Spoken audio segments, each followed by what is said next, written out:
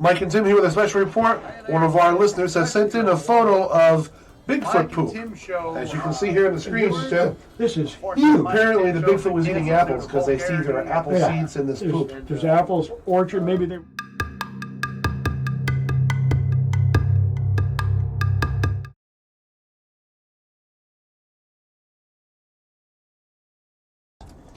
Mike and Tim here with a special report. One of our listeners has sent in a photo of Bigfoot poop. As you can see here on the screen, Tim, this is huge. Apparently the Bigfoot was eating apples because they see there are apple seeds in this poop. There's apples, orchard, maybe they were transversing this area. He wants to have it tested. Hasn't gotten around to it yet. Yeah. They say it smells really nasty and really strange. Got a dog or a cat, make sure they're not outside in this area. It's not your everyday poop, obviously. No, it's very, very... To our first live show, March 18th, 8:30. Yeah. And find out more about this Bigfoot poop. Yeah, Bigfoot poop. That's all I got to say. It's a quest.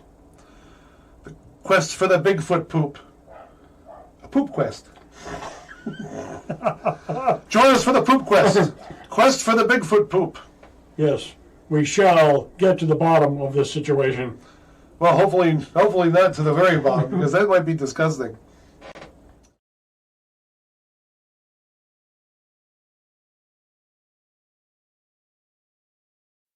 Hi there, friends. Especially I want to welcome the Mike and Tim Show viewers.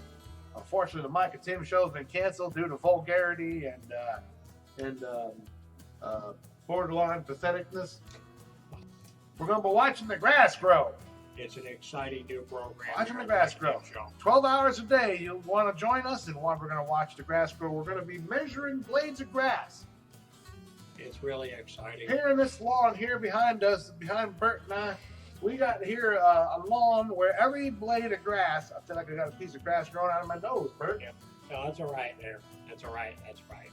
I'm your co-host, Tom Gently, here with my co-host, Bert Duckers. Bert Duckley, I'm the expert on growing grass. We got a lot of fun things here. This is a brand new lawn that we're going to be monitoring and watching the grass grow on. It's exciting. We're going to be sitting here for 12 hours a day in, day out. 7 days a week. 7 days a week. Unless it's grass raining really bad. Well, even if it rains, we'll probably be here. We'll be measuring the grass. If you need to have your grass measured, you can hire us to come over and measure your grass. That's an exciting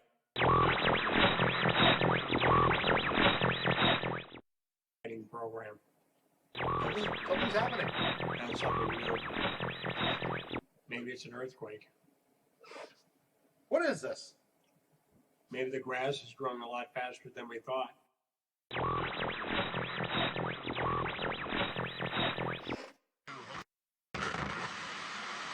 Could be. All right. Oh, yeah. Kick us out of those guys are out of here. All right. You know what time it is? It's time for the Mike and Tim Show.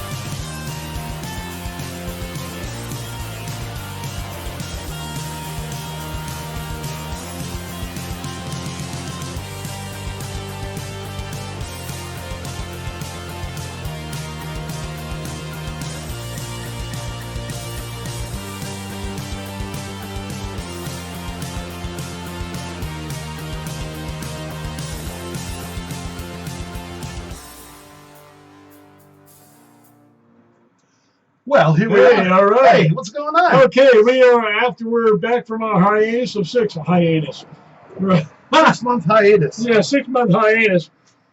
Tonight's show is sponsored by this beer company. Although they actually don't know it's sponsored by us, it's sponsored by them because we're drinking it. We bought it. Therefore, we can say it's what is this stuff? This comes from Western Belgium. Now, get a load of this beer company here. Stella Artois. Yeah, Stella Artois. Now, they say that this company's been making beer since 1366. I want to know how they could do that because it was interrupted by World War I and World War II. So, therefore, they cannot claim they made it since 1666. They make it in their spare time, probably. Yeah, well, that's some hell of a long time.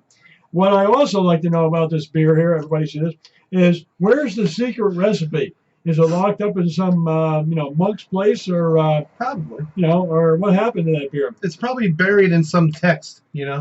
like a code. Yeah, from the text of Julius Caesar or something like that. The other thing on here says, always enjoy responsibly, please recycle it. Does that mean we can recycle the beer after it's completely been consumed? Or are they talking about the bottle? Anyway, that's one of our sponsors tonight. They don't know it, but we do. So here we are in the cemetery for Halloween. Yeah, if you folks haven't heard about it, Halloween's coming up. Haven't heard about it. Well, anyway, and I got a, by the way, yeah. I was just holding up some of our astute fans. Yes. Most of them are astute. Will notice that you can now read things that we hold up because which is actually great. We have set the mirror image to turn that off. Right, yeah. Because now we're seasoned pros. We don't need to worry about moving your hand this way and getting, Right, yeah.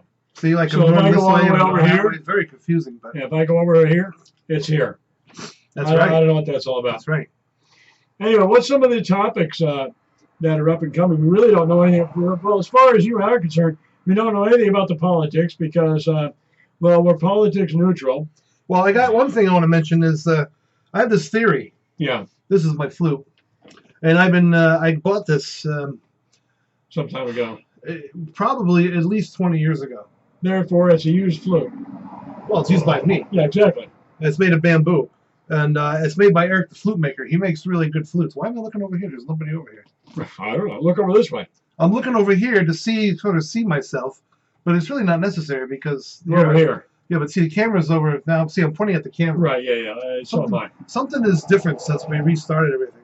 Well, that's okay. Well, that's okay. All right. So anyway, I've had this for a long time, but I only pick it up once in a while, so I haven't gotten that far with it yet. Right. But I can play some notes. 20 years of not going very far. But I've noticed that I seem to play better when I'm drunk.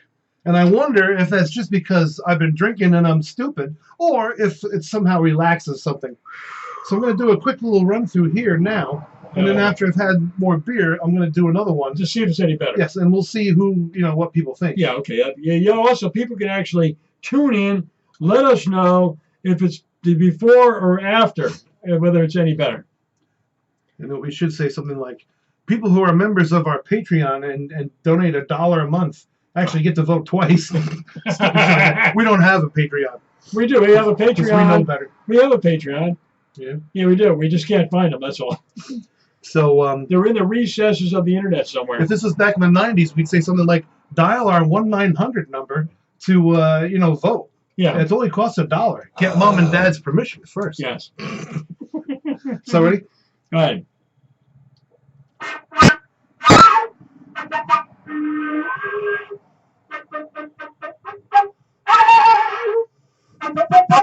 So you say there's a few. You need to drink more beer. I'm sorry. That's all there is to it. What's going to happen? Is it going to sound better or the worse?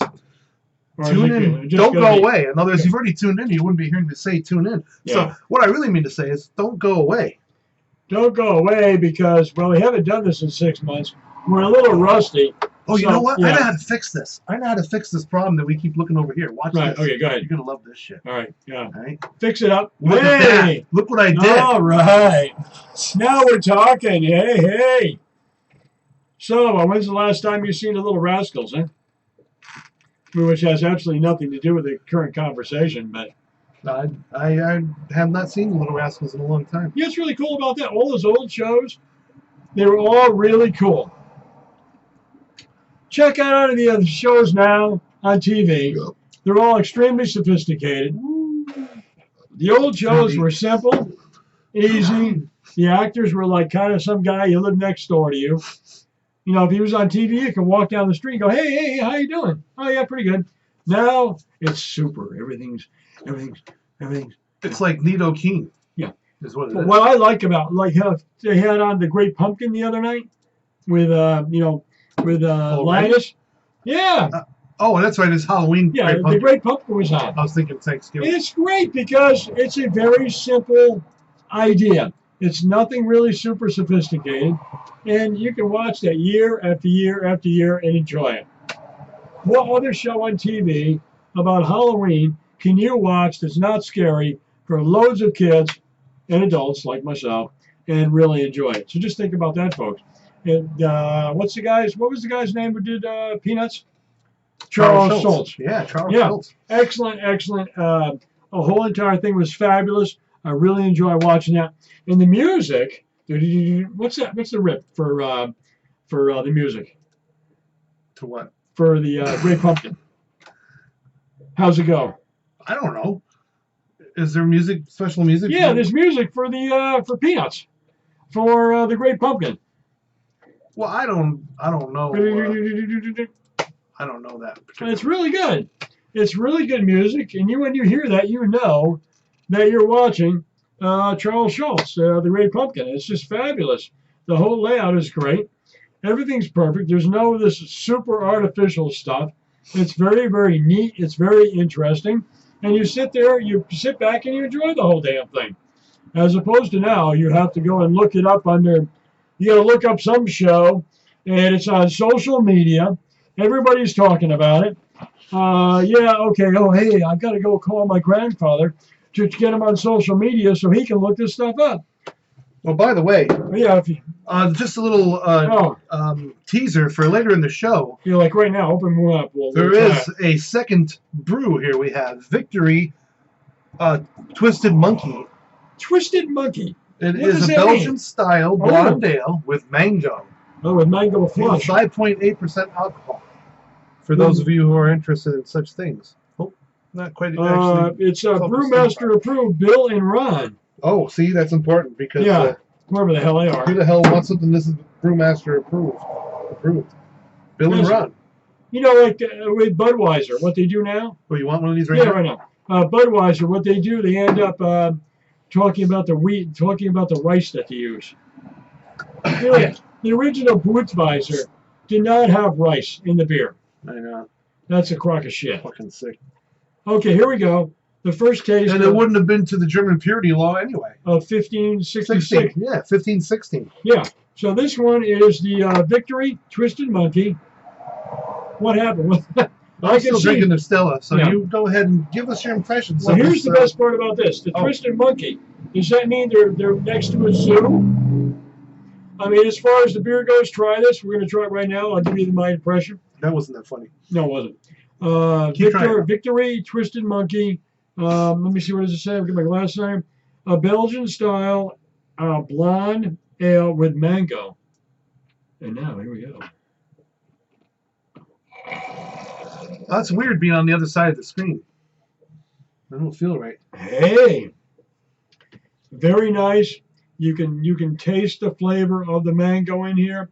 A very smooth palate, if you will. This would be good. This would go good with a plate of stirred veggies. Oh, yeah? I also find that a lot of beers go good with a salad, believe it or not. You know, salad like with oil and vinegar type of salad. Yeah. You know, No, but not potato salad. I mean, actually, that. I have a question now. How could any beer go good with a steak? Why wouldn't it? Because when you really think about it, all these people out there saying, "Oh, this beer goes good with that. This wine goes good." Well, But some of these people. if your whole entire intent of the deal is to get hammered out of your mind, you know what? It would go good with sardines. It really doesn't make a whole hell of a lot of difference.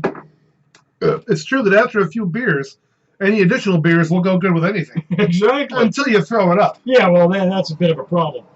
But I find that really interesting where people say, "Oh, yes, dear, the red wine, the Burgundy, goes really well with the flavor la gouche." You're like, what the Like, hell is that? I've heard that term before. Yeah, come to find out, it's probably some sort of mix of mushrooms or some other crap that they pulled out of the garden outside the house, if you will, and they slopped it in a little bit of garlic and onion, and they dried it, and they said, try this beer with that, dear. Oh, It's a very good, interesting beer. Sounds pretty interesting. That goes with this particular stuff. Well, why the hell wouldn't it go with a hamburger and fries, for Christ's sake? Who gives a shit? So this is from the Victory Good beer. Brewery Company, and they are Where are they from? victorybeer.com, beer finder.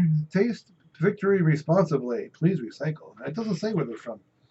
They don't want you to know, but they are independent craft beer brewer folks. Okay, that's very good. So we're proud to have them on the show tonight. Right. The other beer which I actually like very good is Boston Oktoberfest. Boston Lager. Boston. What's that Boston? St. Adam's Mead Oktoberfest. Oktoberfest. I almost got that tonight. I almost got that, and then I saw this Twisted Monkey, and I thought, Twisted Monkey appeals to me, strangely. What's wrong with your monkey? Well, I didn't say there was anything wrong with it, but see, this is the cover, which is pretty cool. Very nice colors. Yeah. Not that that's going to make the beer taste any better, but a shitty cover doesn't help.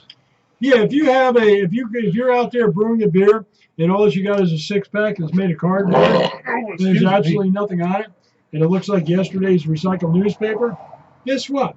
You're not going to be able to sell your beer because people are going to look at it and go, oh, hey, terrible marketing there. They could have great tasting beer and a crappy 6-pack cover, and the whole thing could look like puke. I'm going to tell my kid that one of our dogs might need to go out. Oh, absolutely. Hey, Matt. Take the dog out. Jack did not poop earlier. Please take him out if you get a chance. Thank you. Like he's got anything better to do at the moment. Yeah. Oh, sorry, I didn't say that. Well, I better erase that part. Anyway, I got a couple of political things here. We don't want to really go into too much political stuff because it's real hot and heavy. Really? Everybody and their mother's talking about it, but 4 out of 5 Mexicans prefer Nancy Pelosi's backyard to Trump's backyard. That's what I heard anyway. That's it. You know, they walk down the street, there's Nancy's on one side, Trump's on the other. They're going to Nancy's every time.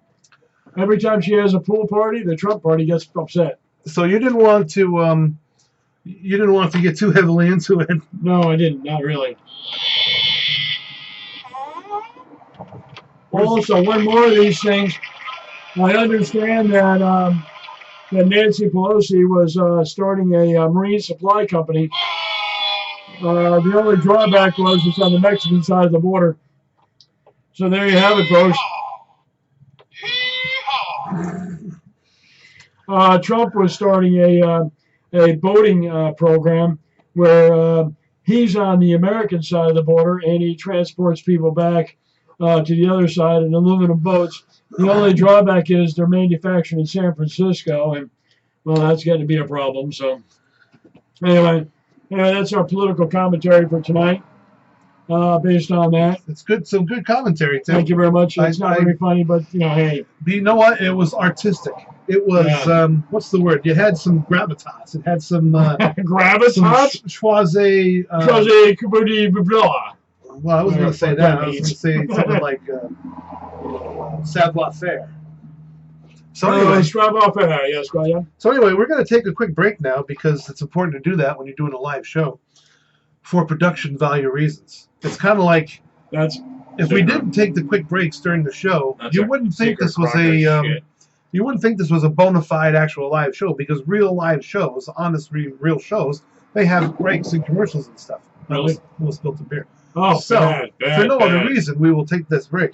But stay tuned because we're going to do some funny stuff. We're going to play some funny stuff. I mean, actually, some people right now might be watching and saying, well, that'll be a first. But anyway, we're trying. We haven't done this for 6 months, folks. Give us a bit of a break here. We had to take a hiatus. We're working like a son of a bitch. Stop whining, Tim. Oh, shut up. We're actually, I think not having done it for a while makes it a little bit more fun because when you've got thousands, millions, billions of viewers, it's kind of hard to connect with individual Right. But now If we you believe that specifically, crap. all the emails we getting like, what's going on? Were you kicked out of the country for mediocrity? No, that was not true. No, we tried crossing the Mexican border, and they denied us entry. Remember Cheech and Chong?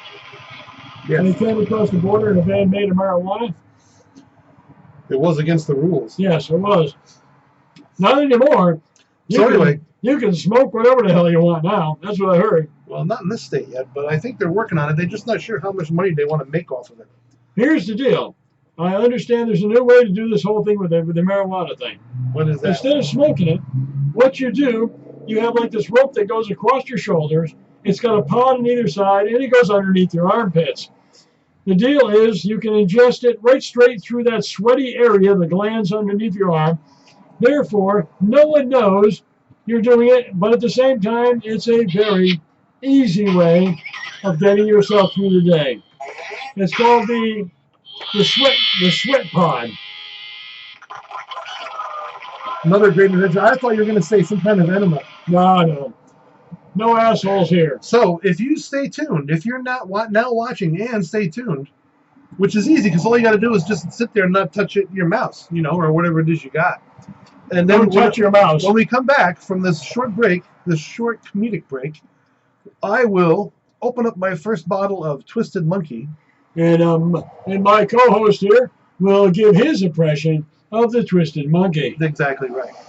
And if you're twisting your monkey right now, we suggest you leave it alone because you might have to use it down the road. And we are doing the show from this cemetery. This is a cemetery from, I think, Georgia. Yeah. Notice all the, whatchamacallit, Spanish moss. Spanish moss. Spanish eyes. They're nice that's people. Spanish moss, not Spanish eyes. So. That was a song, by the way. So what are we doing now? I don't know. We're taking a break. Well, yeah, we're gonna. Why don't we play one of our old bits from years ago to give people a flavor of exactly what we used to do before the internet became available. That's what I'm going to do. We're going to play a couple of bits, and we'll be back in a few minutes. We hope you won't go away. And, of course, most of you probably will.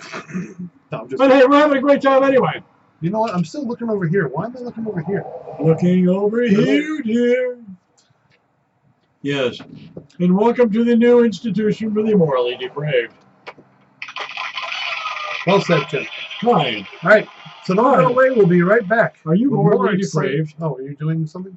Is your mother twisted? Is your father mentally disturbed? I was just going to say. Obviously, you are too. Therefore, you have a unique family. And on that note, we'll be right back. Uh-oh. Now what's happening? Oh.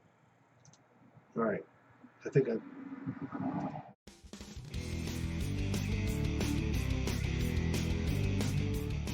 these flat earth people out there. Yep. How come one or two of them haven't had their GPS drive them to the edge? You know what I mean? Yeah, well, think about that. Seems like something you would do. You know, like something you would want to do. Why don't the flat Earth people have a convention? Yeah. On the round Earth. Yeah.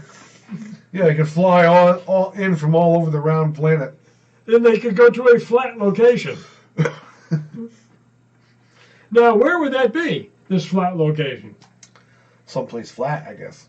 Yeah, but maybe it's all got a curve to it. So how would you? Planes. You couldn't have a. Well, they think that's just an optical illusion. That curve. It's not real. Maybe they could levitate above the Earth in a flat place, and therefore they could actually have a flat convention.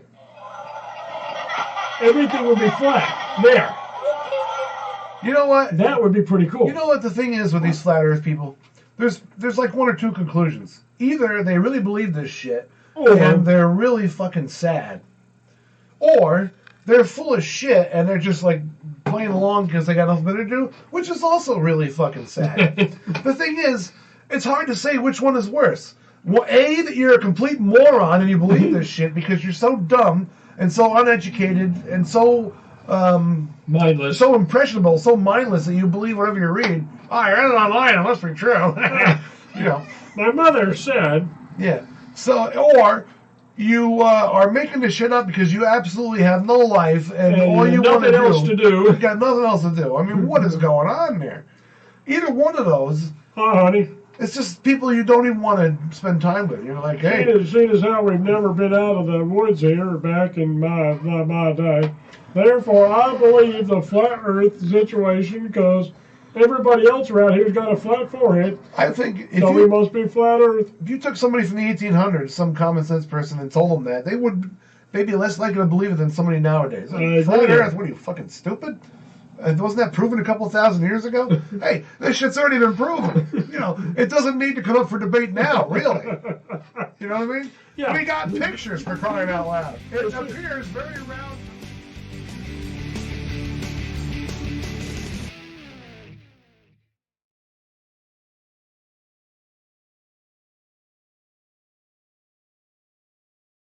Tonight on the Baby Jesus Show, Judas tries to talk Jesus into changing water into wine. Hey Jesus, come on, man. Hey man, let's go to the food court, man. Can you change water into wine? Hey, come on, let's go. Why not? Judas, I don't think I'm supposed to do that. Come on, Jesus, let's do that. Come on, you can do it. Yeah, water into wine. Come on, man, hurry up. I don't know. Why not, man? Hey. I don't think my father wants me to do that. Why not, man? Well, he's just a carpenter. What does he know? No, not that father. My other father. Oh, that guy. Yeah, well, see if you can do it, huh? Come on, Jesus, come on. I don't know. Oh, come on, pretty please, Jesus. Watch as the baby Jesus brings his friend Lazarus back to life after a fatal drive-by shooting. Lazarus, come back to life. Gee, Jesus, thanks for bringing me back to life. No problem. And of course, who can forget the cranky Italian next-door neighbor, Pontius Pilate. Gee, Mr. Pilate, sorry about your flowers. You damn Jewish kids, keep off my lawn. I wash my hands of you.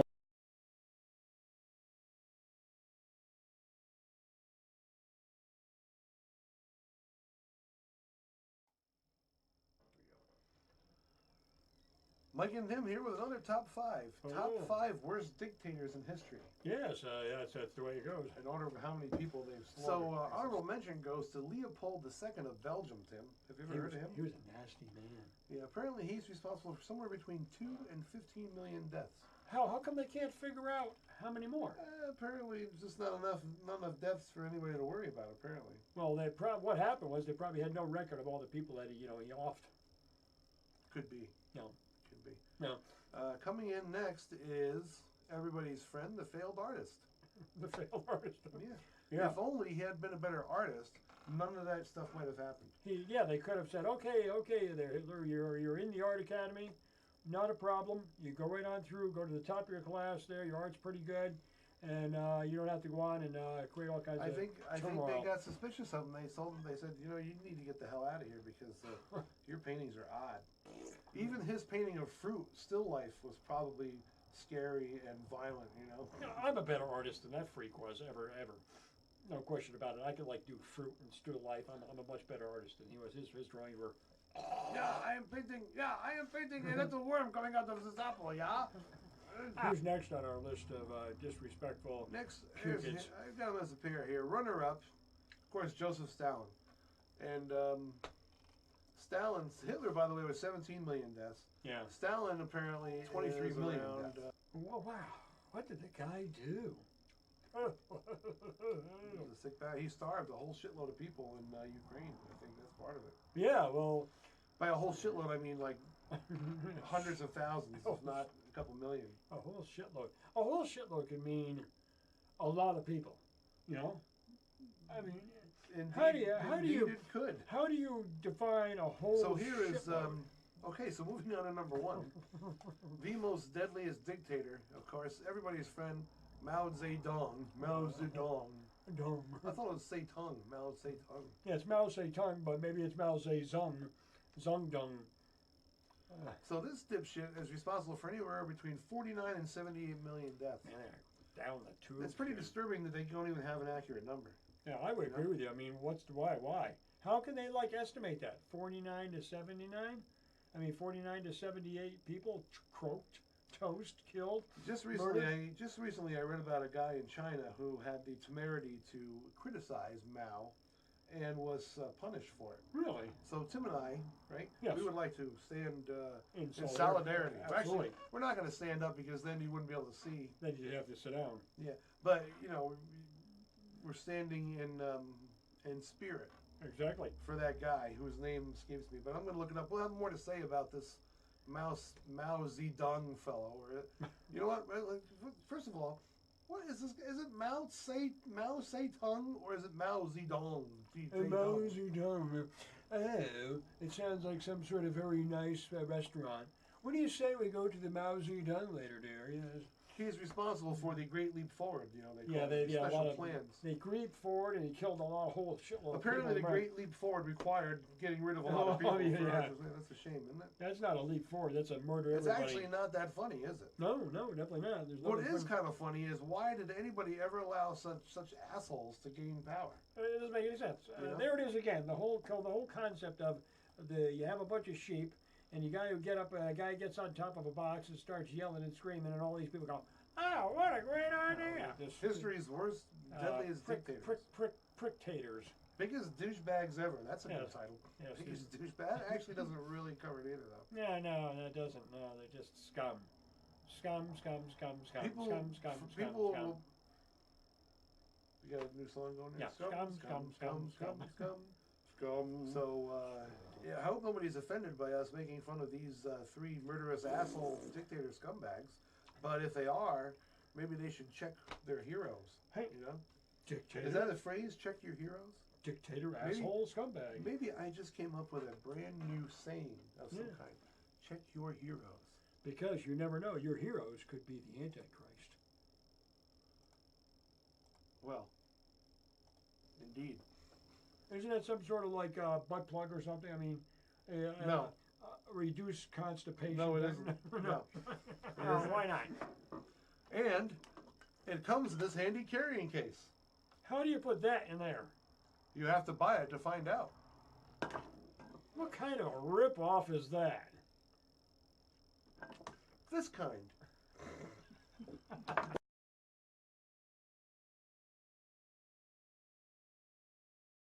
This actually goes in and out. It's like an accordion type thing, and then it goes in and out. It's not the only thing that goes in.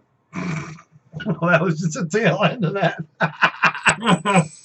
You were playing with the screwdriver, and it goes in and out. So that's not the only thing that goes in and out. Woo! Anyway, we are live back here at the Mike and Tim Show. I see why that happened now. I forgot to push another button. Ah, Sometimes there's a lot of buttons that need pushing. yeah, And, you know, I mean, let's face it. You can only do so many things at once. yeah, If true. you're concentrating on finishing up A beer, a beer so that you can open up another one. You see, this is something we do for the fans. A lot of people are thinking, yeah, sure enough. But really, though, we decided because it's been a while since we've done a show, we're going to have the dual double beer review. Ew, So I had to finish that one in time to have some of this this one one. in order to offer my opinion. This Otherwise, is actually very, very good beer. I'm really impressed. The Victory Twisted Monkey, Belgium style blonde ale with mango, and you can actually taste the mango in the beer, which is great because a lot of the beers out there that actually said you can taste, you know, such and such with them. It was actually sort of a crock of shit. You really couldn't taste much of it because the amount of so-called mango or banana or whatever it is they put into the actual beer was you can't measure the amount between my two fingers in regards to that, but you can actually taste that and smell it, which is great because that gives you the actual overall flavor. The palate of the beer is very good. It has an excellent flavor, and I highly recommend it. you know, I've just noticed, though, it's a little disturbing. There's no disclaimer on here saying that no monkeys were harmed in the production of this ale. So is it possible that some monkeys, it was necessary to harm them in order to get this going? Yeah, Did they have to twist a few monkeys? No, they chopped the testicles off of 49,000 monkeys to make this beer. Let's see if it was worth it. You can definitely smell it. Oh yeah, there's definitely a fruity flavor to it.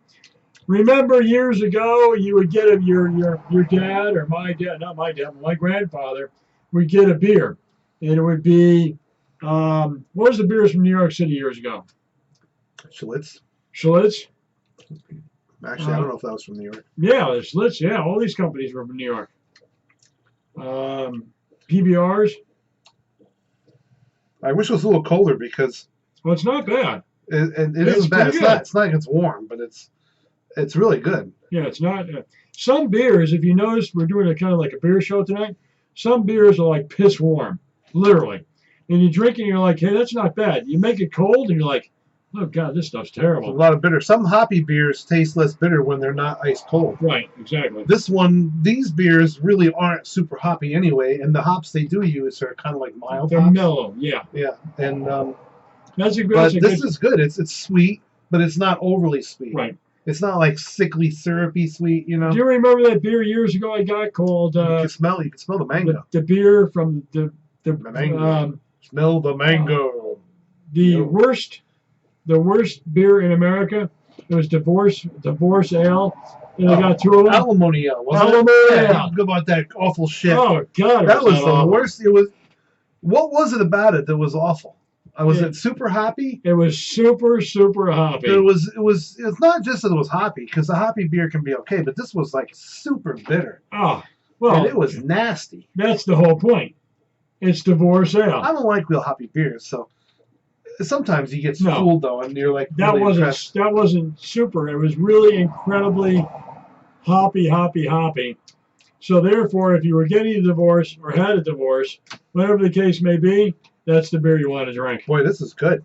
Oh yeah. This isn't bad at all. Victory. Get thirsty. Taste victory. Yes, this is recommended. It's interesting now. They all have these catchphrases for their brews. If you drink enough of any one of the nice brews, you're not going to be any kind of victory in the morning whatsoever. Here's a good one. Stop touching yourself. Try this beer. I mean, really, think about it. If you drink enough of these all the time, you're going to become a social reprobate. Retrobate? Yeah. You're not going to be able to have a job. You're going to end up living in the gutter someplace, and the next to know, a rundown, rat-infested motel, and you're going to be a useless individual. Your social equality is going to be, on 1 to 10, is going to be like zilch, maybe 1 if you're lucky. But in the meantime, enjoy them responsibly. By the way, we got a big contest coming up that we're going to announce a little later. Oh, we do? I never heard of it, so go right ahead. We have some interesting prizes. One of the prizes is this very special ketchup packet from McDonald's. All right?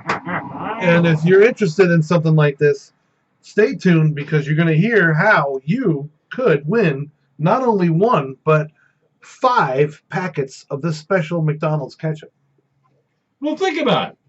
Aren't you going to ask me what's special about it? No. Here's the interesting thing. How do they put all that damn ketchup inside that little container? And how long? What's the expiration date of this crap? Oh, there is no explanation. There is still expiration because there's no explanation. Listen, you're supposed to ask me what's special about it. All right, what's special about it? And then I was going to say, well, it's from McDonald's. Oh, there you go. But you Right. blew it. Ronald McDonald comes, with a personal letter from Ronald McDonald for every one of those damn things. Just think about the factory that makes these. And all that they squirt a certain amount of ketchup in each one of these fucking packages. It's ridiculous. You see the line, it goes, Squirt. yeah. Splurge. Yeah. Oh, and they're all, the factories that makes this stuff, they all got, everybody's wearing like a white net hat on so that the ketchup won't get, contaminated with anything. It all comes from Heinz. You should call up the Catholic Church and ask them, can a packet of ketchup become What the hell are you talking about? a fucking bug crawling up the green screen? I hate that. Well, it fits with the Halloween theme anyway, so don't worry about the I fucking guess thing. it does, yeah. Fucking things.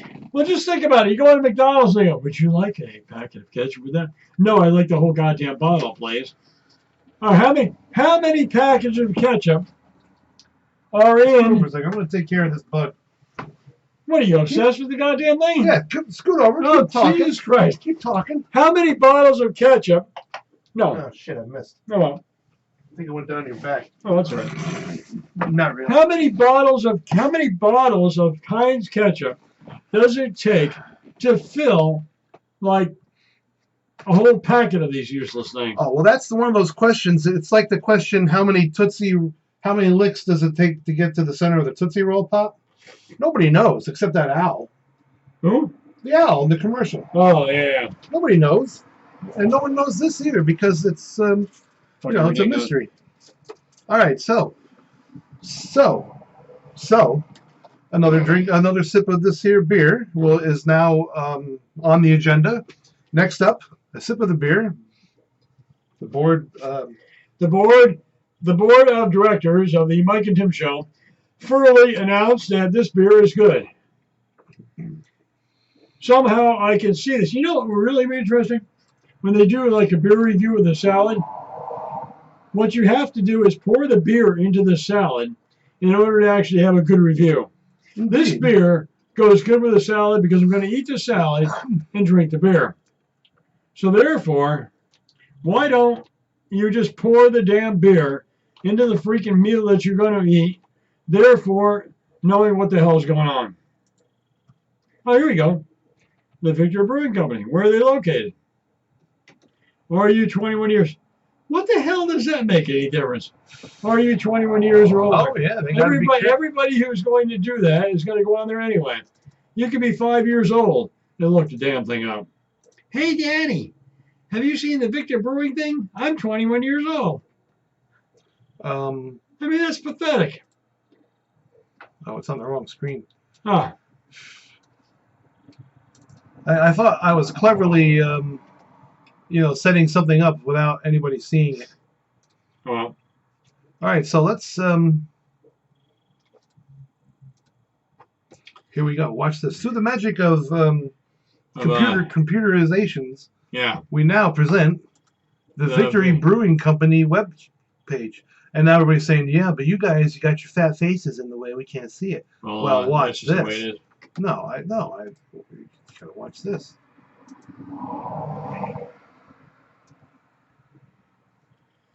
Okay, no commentary at this particular time. Okay, so here we are looking at the. Look at that. See that, Tim? Everybody's like, where'd they go? We're down here. We're over here, over on this side. Relax. I move us over a little bit. All there right. we are. So here we are. This is a Victory. This is the Victory Ale website. Let's take a look and see about their deal. Where are they at? Oh, Downingtown, Pennsylvania. Pennsylvania. Childhood friends Bill Kovaleski and Ron Barchett. Victory officially opened its doors in February of '96. I've been there. Actually, I have been there. Looking for bugs. Victory's second tack room is located in Kennett Square, and I have been there before. Tim has been there. I've been there. So let's see about these beers, these so-called beers these people have. They have. They got coffee. Parkersburg. Where's the Downingtown? I've been there in Kennett Square. I've been to Downingtown too. Oh, they got a bunch of different monkeys. Oh yeah. They got Golden Monkey, Sour Monkey, Twisted Monkey, which is what we got here. Yeah, and No Brainer. I saw that one. I thought I was thinking about that one. Dirt Wolf, Cloud Walker. That sounds interesting. A hazy, juicy IPA. Those are good sometimes. The Prima Pills. Homegrown something or other. Homegrown. That's the stuff they make in the bathtub. Hop Devil. Headwaters. Hell's Lager. And Hip Check. Hip Check. You know what that sounds like? That sounds the original Budweiser. Oh, look at this. These are some seasonal favorites. Hop Wallop. People that are hopheads, they would probably like this shit. So if you dig the hops, you wanted that. Summer Love. Summer Lovin'. Fest beer. This is probably like an Oktoberfest. Yep. And then Winter Cheer. Cheers. Let's see what's in the Winter Cheer. Pilsner, wheat, oats, Citra, and Tettnang hops. You know what I miss? You know the beer I miss, don't you? No. Yeah. Old Fezziwig. Yep, Old Fezziwig. Why is the Old Fezziwig not more available? Fezziwig is great because it tasted like the old Dinkerlacker. Did it? I didn't think that myself. Here it is. There you go. This was made by Samuel Adams, folks. It was a great beer. Oh, this is a good beer. The dark rosy amber with thick and creamy tan-colored foam. Superb clarity. Subtle caramel and toffee maltiness. An excellent, Spices. excellent beer. Dark fruits, raisins, and fig. With heavy caramel and toffee flavors, notes of chocolate, malty sweet aftertaste. It's got 2 rolls of pale malt blend, Munich 10 hops, chocolate malt, orange peel, ginger, and cinnamon. The ginger and the cinnamon, holy cow. I mean, it was just a good beer. Take a look at this hops, where it says the hops. What's that? Helen 2 and Mittel. Holler 2 and Mittelfroh and Nanger. Now, you see at the bottom where it says paired with? Oh, things you can pair it with, yeah. Right. Roasted turkey, potato leek soup, young blue cheese, and gingerbread. You can pair it with any goddamn thing you want. Well, I don't understand that bullshit. Well, who the hell cares? It's like wine, white wine goes with fowl and fish kind of thing, and who gives a shit? Red wines, deep red wines go best with dark, beefy dishes. So who gives a flying It's fuck? just, one time my wife and I went on honeymoon to a bread and breakfast across the river somewhere. Not a bread and breakfast, a bed and breakfast. Bread and breakfast. We wanted to go to a bread and breakfast, but they didn't have any bread, so we went to a bed and breakfast. Yeah, so we went to the bed and breakfast instead. And we thought we got some like chocolate covered fruit, Yeah. Chocolate covered strawberries. Oh yeah. It's a honeymoon. It was really good. And we got some like dessert wine to go with it. But we had some guy who supposedly knows what he's talking about. I'm sure he does. He recommended this wine to go with it, and it wasn't what I expected. It was really kind of a bitter wine to go with the sweet, because they like that shit. But I was looking for like a sweet wine to go with the sweet food. Yeah. Because I'm not particularly. I could give a rat's ass about that. Not too fancy, in other words, So we were like, oh man, this is not really, ugh. It's a good wine. A good sweet wine is. Great Western makes it, but you can get it a lot of places. Pink Catawba. It's like a rosé. It's like a sweet pink wine, and it goes great on the rocks. And you just put it on ice and you drink it like it's a wine cooler, except you don't have to. You can put a little Sprite in it or something. You know what you can do with this? You can drink it. No, you could take actually a glass and put ice cubes in it and pour this in it and drink it. Yeah, but. So what? Yeah, but it would make it cold. I personally don't think beer tastes good watered down. No. Of course, it depends what you're drinking. It might already be watered down. No, right? What I meant by that was you have this particular type of glass. Man, that is good. Check it out. This keeps getting better and better. Yeah, you have a wide glass like this with a smaller one inside. You fill the inside with ice. You pour the beer inside the glass, which keeps it continually cold. Think about that concept. So you're talking about just something that keeps you. Well, that's a clever idea. Yeah, it keeps the beer cold all the time. Tim has just come up with possibly the most amazing thing since people came up with amazing Take a look. things. Shelf life, 9 months to a year. This is what usually happens when Tim's on the prowl. Shelf life, where? Yeah, shelf life, 9 months to a year. Oh, Fezziwig, when is it going to be available? Why don't these bastards make some fucking Fezziwig? I want some old Fezziwig for Christmas. And I don't want one bottle and the rest be all fall lager or some shit. I want old Fezziwig, damn it. I want a full 6-pack or 12-pack. I'm pissed. I should call them up and make threatening things. Not to hurt anybody, but to do something weird like take a dump on the street in front of the factory. I'm going to start taking a shit out in front of your place every day. Until you start getting me Fezziwig. No, I'm not asking for it for free. I'm willing to pay for it. I just want some. You know what I'm saying? It's not like I'm trying to extort free beer out of them. They've just got to make some beer. Some of this old Fezziwig. You know where they're located? You know what? Maybe we should. The perfect location. Why don't we make some beer? The perfect location for the Boston Brewing Company. Guess what street it's on? It's on Sam Adams Street or some It's shit. on Germania Street. Germania Street. Germania Street in Boston. Yeah. You couldn't get any better. It started in 1983. But they can't rest on their laurels just because of that. They need to get the old Fezziwig out. Damn it. Wait a minute. Take a look at this old pervert on here. What? That's old Fezziwig. Yeah, it's old Fezziwig, and he's, he's got his hots there for this young lady. I don't know about this guy. I don't even know who she is, really. Ginger and orange peel. Cinnamon, ginger, and orange peel. Great beer. It is a delicious beer. It really is. And it's a perfect kind of thing for like Christmas Eve or something. It's not something you necessarily want to get drunk on. It's something you have a couple of on Christmas Eve or whatever the fuck. I've just come up with a new political concept. Tim has a new concept, everyone. The Senate and the Senate and the Congress, the Democrats and the Republicans. Here's what's going to happen at the next joint session. Everybody who comes into the Congress is going to be issued a water balloon. And during the opening, everybody gets to throw water balloons at each other in Congress, therefore relaxing everybody, and everybody's going to have a great time. Look at this Summer Love from Victory. It's refreshing and aromatic. Oh. It's got earthy and citrusy hop flavors of lemon and pine. And pine? Yeah. Wait a minute.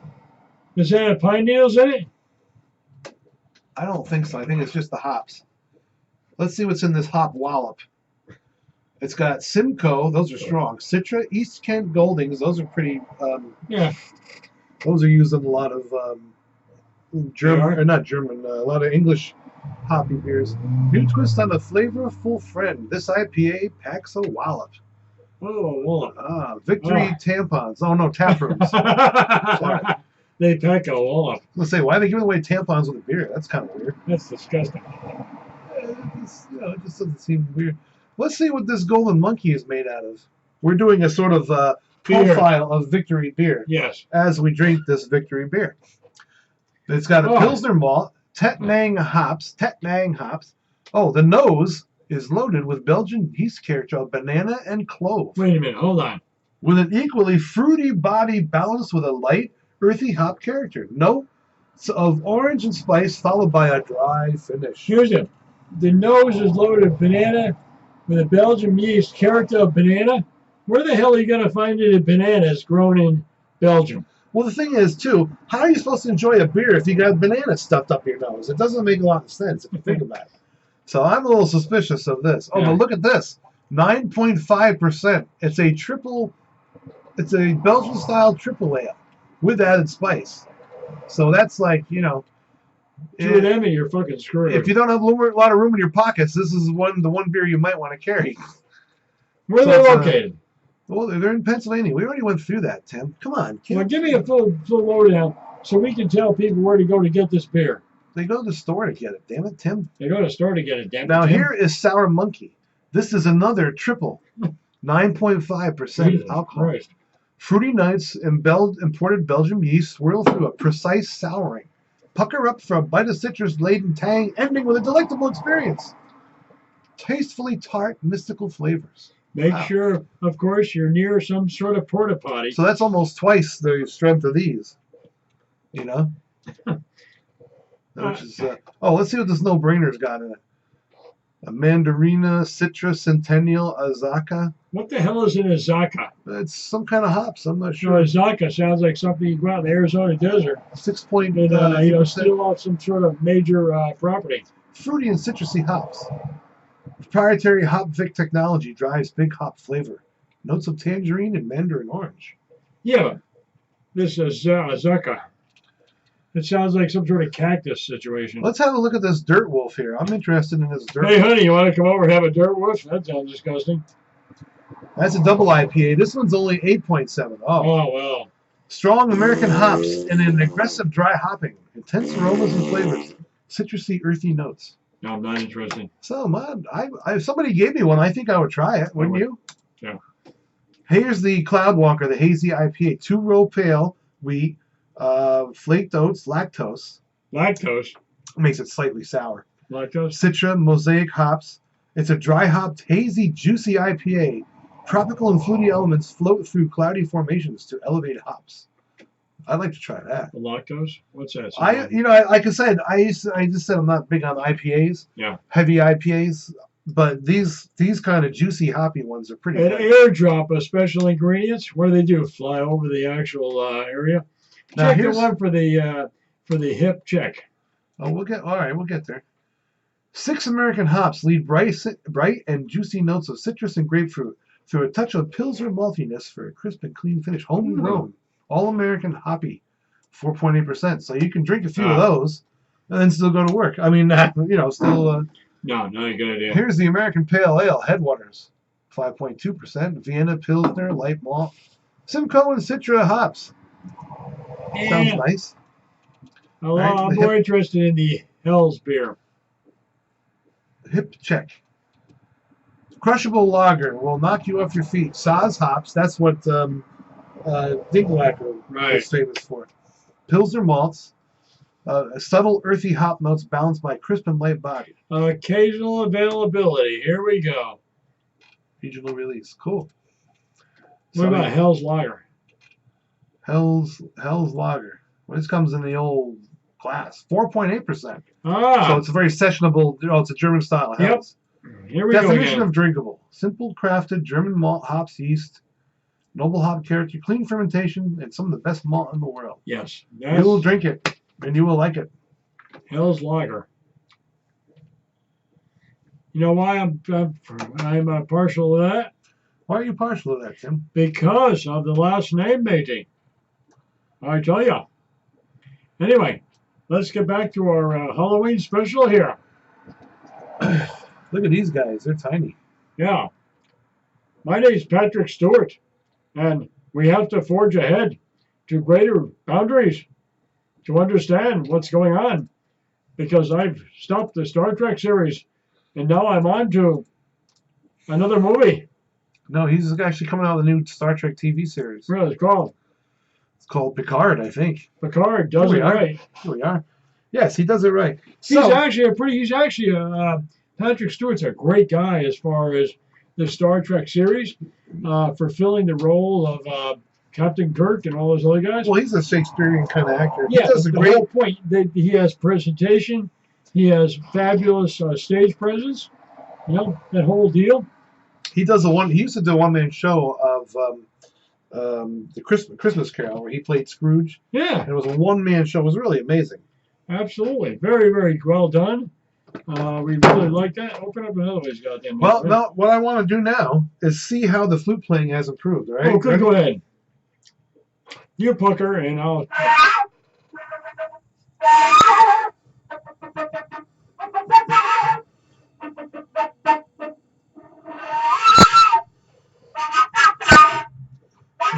Oh, I don't know. He's I don't know. I think it might have got worse.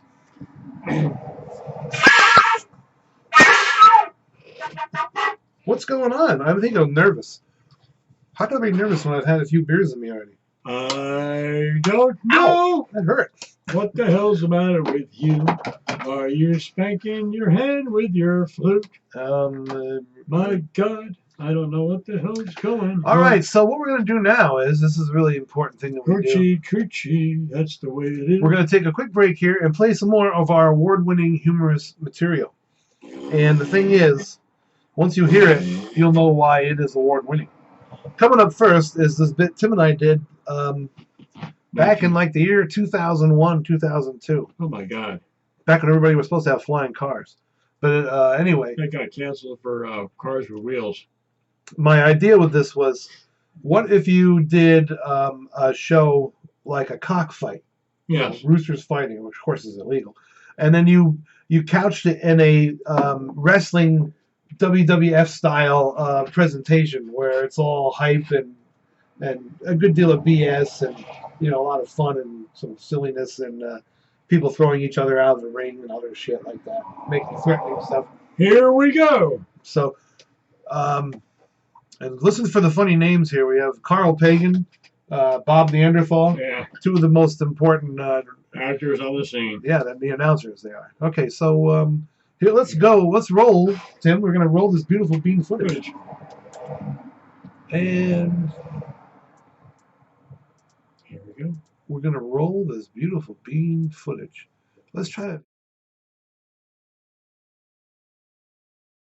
Tonight, it's the WWF cockfight. Rick Rooster defends his championship title against Cockadoodle Dan.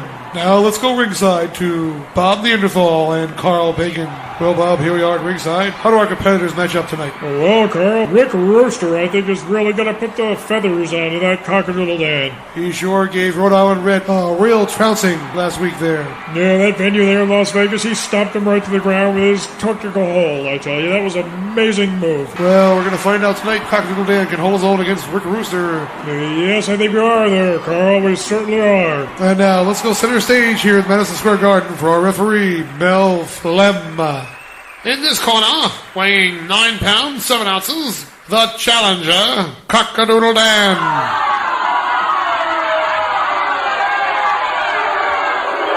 In the right corner, the champion, weighing 12 pounds, 4 ounces, the poultry pile driver, the feathered frenzy, the barnyard terminator, Rick Rooster. Now, boys, no clean fight, no low blows, no kidney punches, no rabbit punches, no foul moves. All right, come on, boxing, and don't be a chicken. And there's the bell, and they go. Hey, and it's Cockadoodle Dan's coming out Rick there. Rooster, well, he's with the left, and there's another left. Oh, It's another Cockadoodle left. Dan's got one going there. And there he comes, he dodges. Nope, he brought up Cockadoodle Dan, come up with the left knee, just slashed him across the left wing. And Oh, I see it's him- slashing. Oh my God, look at the blood coming To out the of him. left, another left. Oh. Uppercut. I can't believe the brutality! Oh my God. Rick Rooster moving in. Oh, Cockadoodle Dan's down. He's back up again. He's Oh, slashing him. Look at the blood. it's everywhere. Okay, Rick Rooster moving in, he's slashing. Cockadoodle Dan is down, and he continues to slash. It's left and right, left and right. It looks like, oh my God, look at the blood. And Look at the Cockadoodle blood all over the Dan's floor. not doing good. There's an No. eyeball rolling on the canvas.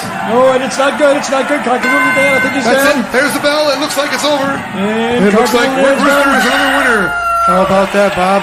Well, you know Rick what, Rooster Jim? wins again. Rick Rooster's one hell of a That competitor. was one hell of a bloody chicken out there. Yeah, I would say That's all I so. gotta say. Absolutely. Don't go away, folks. We'll be back with an exclusive. Interview with the winner.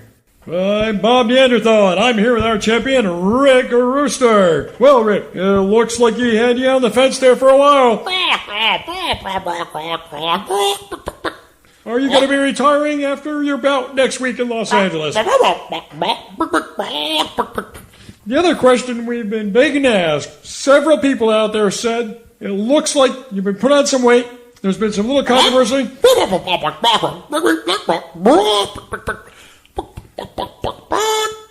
Well, congratulations on your win tonight, and we hope you succeed next week in Los Angeles.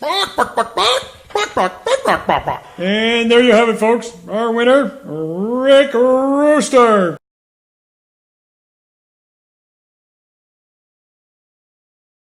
Tonight we have Pastor Shafter. Pastor Shafter is in the studio. He will be talking about some of his famous things he's doing lately, and here he is. Tim. Hello, Tim. Hello, Pastor. Is this mic on? I come, Tim, tonight to talk about the Garden of Eden, Tim. What about evolution here?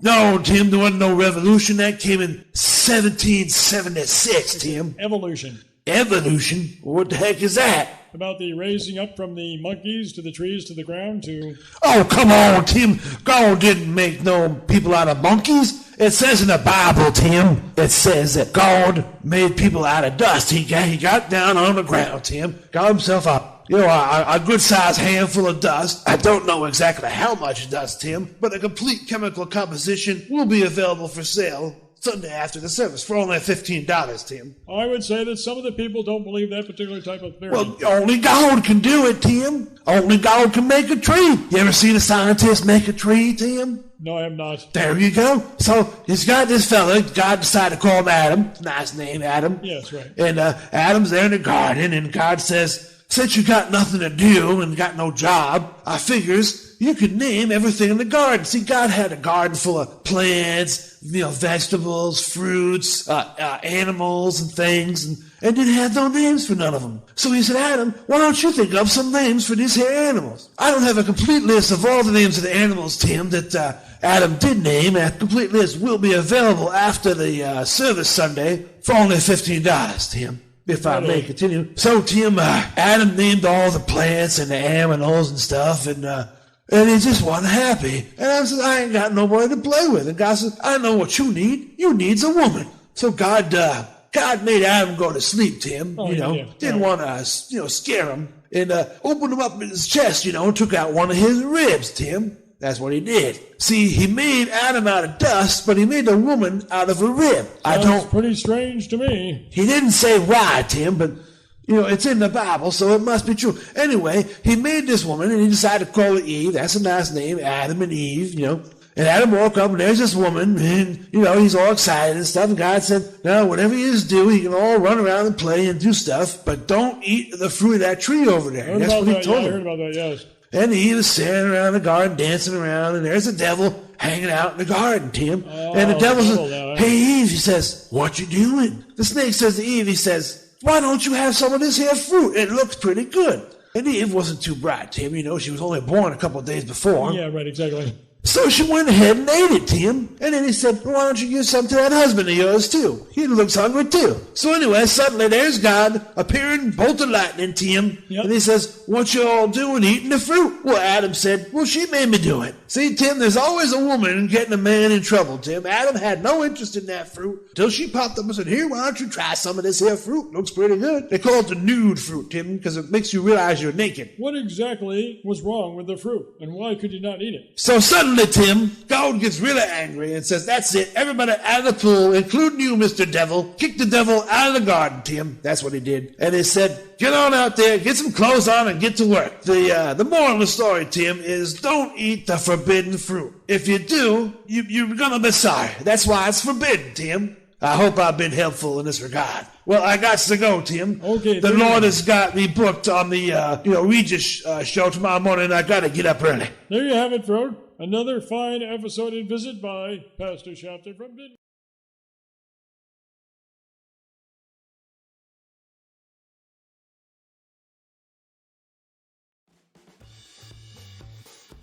We got a little show news coming up here.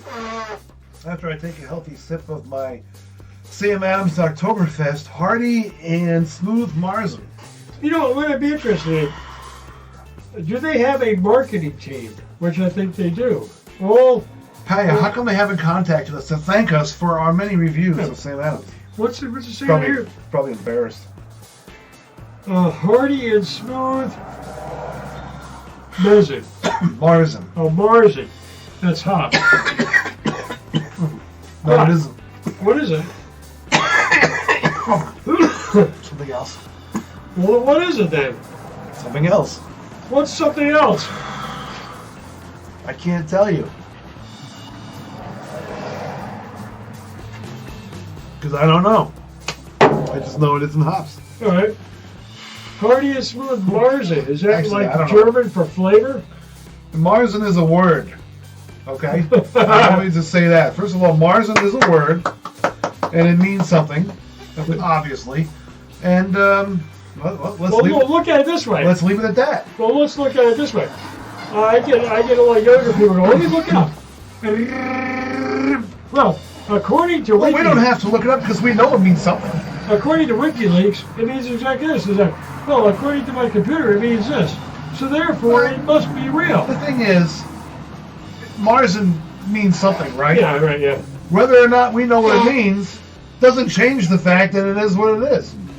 So if we suddenly learn what Marzen is, it tastes the same. Who gives a shit? It's a Marzen. It's fucking great, right? Hey! How is that for an explanation? Yeah, I was going to say logic, but explanation is good. And here we are, back just in time for everyone to see Tim blowing his nose. That's because we are very confident on this show. We're not afraid to show Tim blowing his nose. Hey, if you have a nose blower, I don't have a problem. Hey, we're back on the show here right now. It's interesting, the latest development, a lot of these autonomous driving cars. Think about it. You can drive down the road, take your hands off the wheel, and run somebody over. What a concept. What would be fun is to take a poll of people who have been hit by a run-over car, self-driving car. Yeah. Or any self-driving vehicle, which is pathetic. It could be in a warehouse because they have warehouse things that But that's not as interesting because they've had that for years. Right. That's no big deal. Let's just say if you have been hit, Run over. let's say, if you have been run over by a self-driving vehicle on the public roads, Right. Give us a call. Give us a call. Even though we have not told you how you might call us, and we're not going to. The other interesting thing about it, But if you get through, you'll win an award for being industrious getting through, and you'll get one of these special McDonald's ketchup packets. All right, so just think about that. well, the interesting thing about it, not from necessarily from a logical point of view. Okay, you got a computer in the car that drives down the road. Does the computer anticipate the tree that's going to come down in a violent storm? Let's see, it does this. All trees on this route for the next 145 miles have been possibly, they're taken down. Yeah, therefore, we're going to check these trees out in the computer system, in the car, to see which one's going to come down and hit your car. That is absolutely freaking ridiculous. It's the worst possible situation. Oh, hey, get it. Yeah, check this out. What's that? You're driving down the road. Yeah. You're having an argument in your car. Does the computer detect that? Which What should it do if it cause does? a problem, and you can run off the road and have an accident. What should it do if it does detect an argument? Who the hell knows?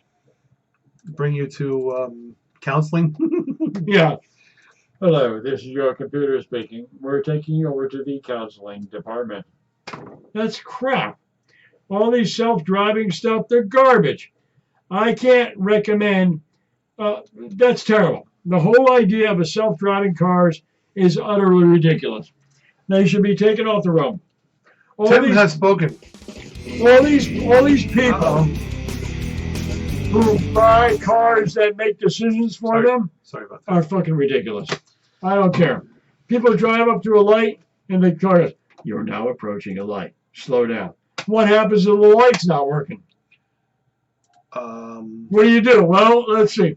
I think I'll drive right through the light because that's what the car is telling me to do. What if you saw one of these cars to somebody down south who ain't got a brain between their ass, and they're driving around going, "Well, I'll just rely on the car to get me through. That's how I'll do it." And then they drive down and they run over 15 different kids at the school stop because, well, that's not the way it's supposed to work. I don't think it's terrible.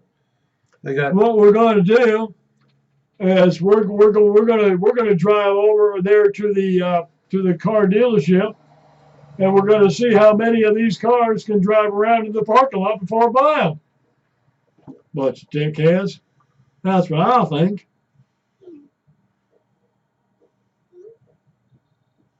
Silence in the Mike Tim Show. That's right, folks. Welcome to another edition of. So, I don't know what you just said, but the whole point of the matter is it was pretty profound. It's crap. You're driving down the interstate highway I-40 at 75 miles an hour, and the car says you're coming up to a situation. There may be a deer running across the road. The computer in your car is going to check with the deer going, "Hi, are you actually going to be running across the road at this time?" That sounds like a whole lot of thin air coming out of it.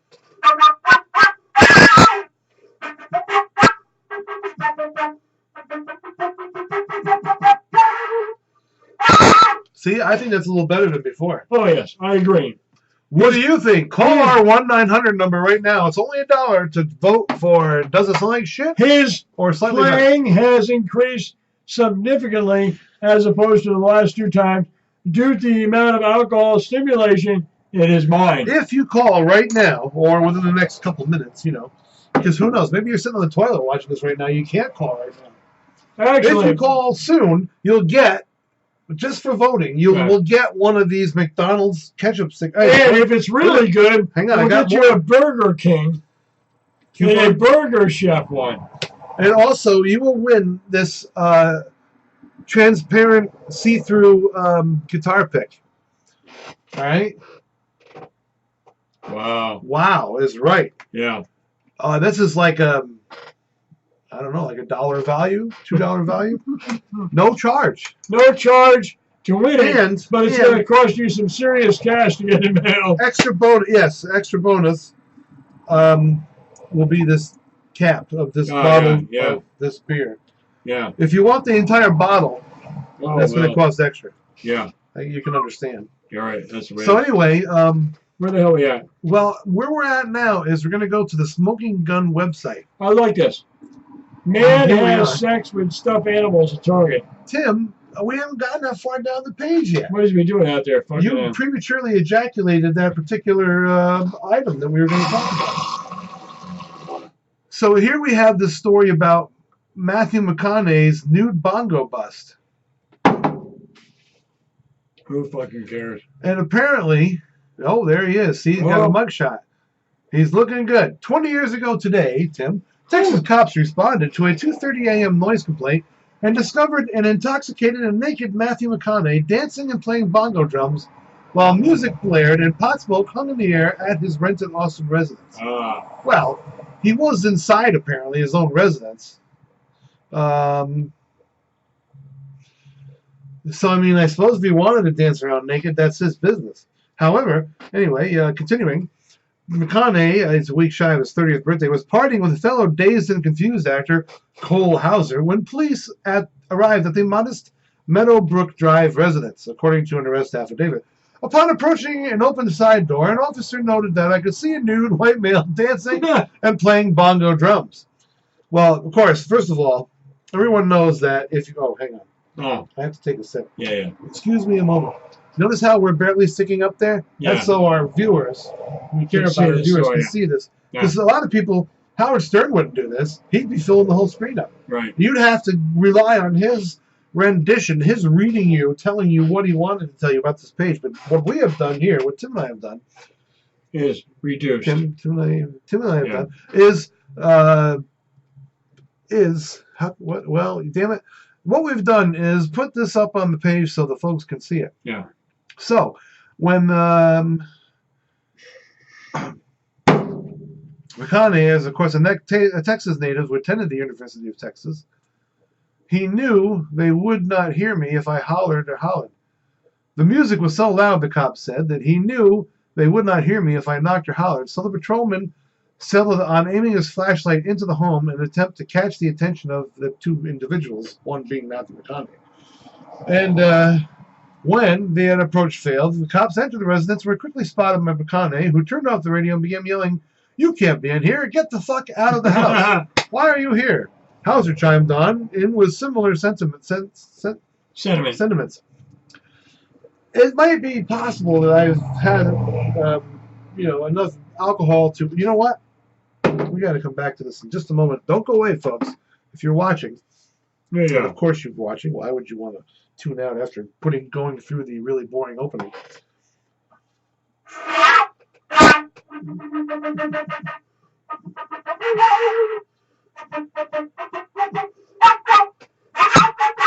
Holy shit, that's much better. Can you hear how deep that was? Absolutely. All right, so getting back. You think that's bad? You think that's great? Wait for another couple of beers, man. We'll be. He had a bong, a bowl with pot, and a one-hitter pipe. They asked the nude male several times to put some pants on. He responded by saying, "Fuck you." Fuck you. Well, of course. And then, when he reached out with his left hand as if to push me while saying "fuck you," after being cuffed, McConaughey continued to ignore police orders, prompting one cop to try and enforce compliance by pushing on a pressure point above his collarbone.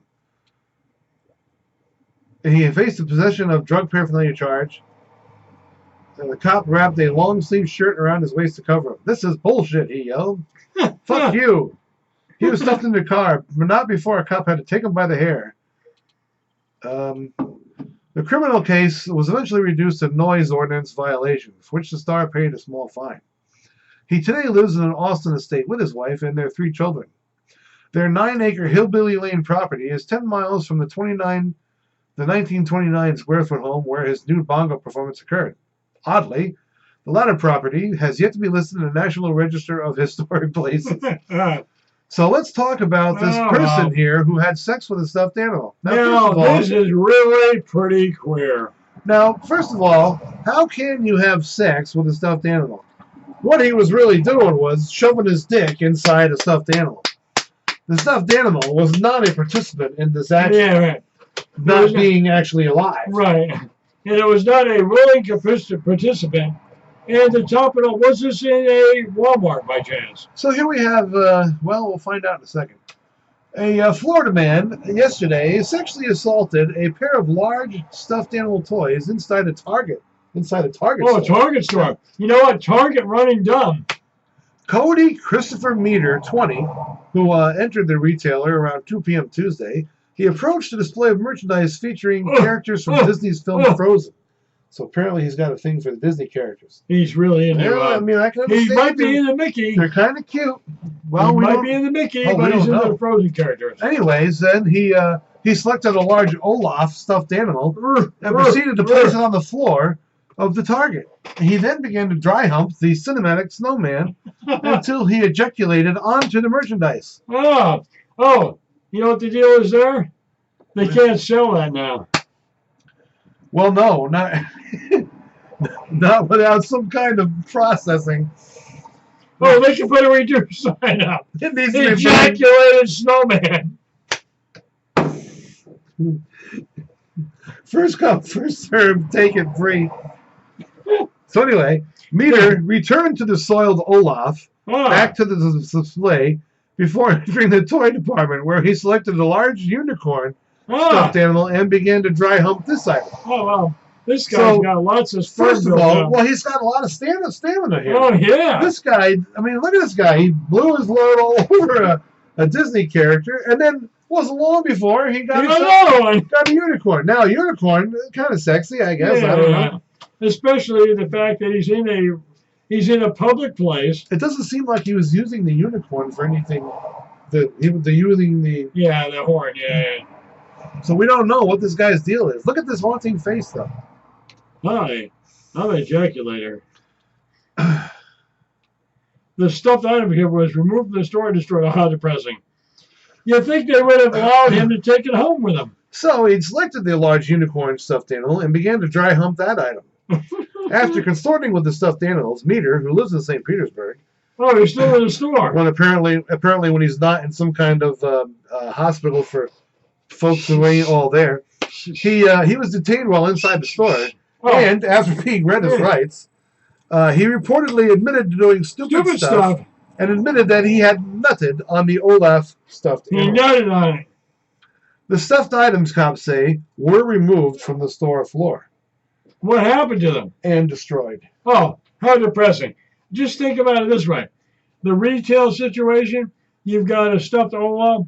Okay, look at it this way. That store's budget went down significantly. See, here's a guy who hold on, I got a better idea. Oh, you got a better idea? Yeah. The store promoted this particular area in the store. The store manager said, the ejaculation was right here. There's people lining up in that store going to take a look at where the ejaculation happened. They all want a repeat of the actual ejaculation area so they can buy one of these Olaf particular things here. So, he was released, and now he's ejaculating other places. He has a history of this kind of behavior. No prior criminal cases against him. What a fucking idiot. He had to pay $150 Oh, that's all? bail. Well, because they're only stuffed animals. Yeah. If they had been real animals... then it would be much higher. Especially the unicorn, because... Unicorn. I mean, there must be some kind of rule about bestiality with a fabled animal. Yeah, right, yeah. Now, does the other question begs to be answered, does he like the actual material that it was actually made out of?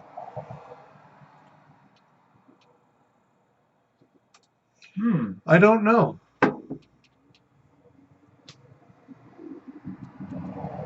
Oh, there we go. Oh, I think we've seen her before. Yeah, yeah. Go on to something else. Nice girl. Yeah. So here's this guy. Apparently somebody's son and 20 years old. For some reason, he digs the stuffed snowman. Here it is, right here. If you Yeah, take a look at that. He digs the stuffed snowman. I mean, who wouldn't want to bang that, right? I mean, I don't know. Hey, I got another one going here before we get into this. What about this jerk off in New York City who keeps on, he put this latest asshole, his latest bullshit is he pushed somebody into a subway car. He's been shutting down the subway system, causing all kinds of trouble for years. They keep releasing him from jail. Why don't they just leave the son of a bitch in the fucking jail? The latest thing is he pushed some woman into a subway car. You heard about that? I saw something on the news about that. He keeps getting arrested for it. Why doesn't somebody Just you know what? We're always sending satellites out into space. Why doesn't somebody stick him on one of these rockets and say, "Hey, leave their ass here you go, out of here, enjoy yourself"? The view is reported to be amazing. So yeah, I hope you enjoy the view. I mean, why do they keep releasing these assholes? They constantly. Oh, it's De Blasio. Oh, we have to be kind to the mentally ill. Fuck you. So now we go from the man who had sex with stuffed animals to this Friday fun photo match. Here we're going to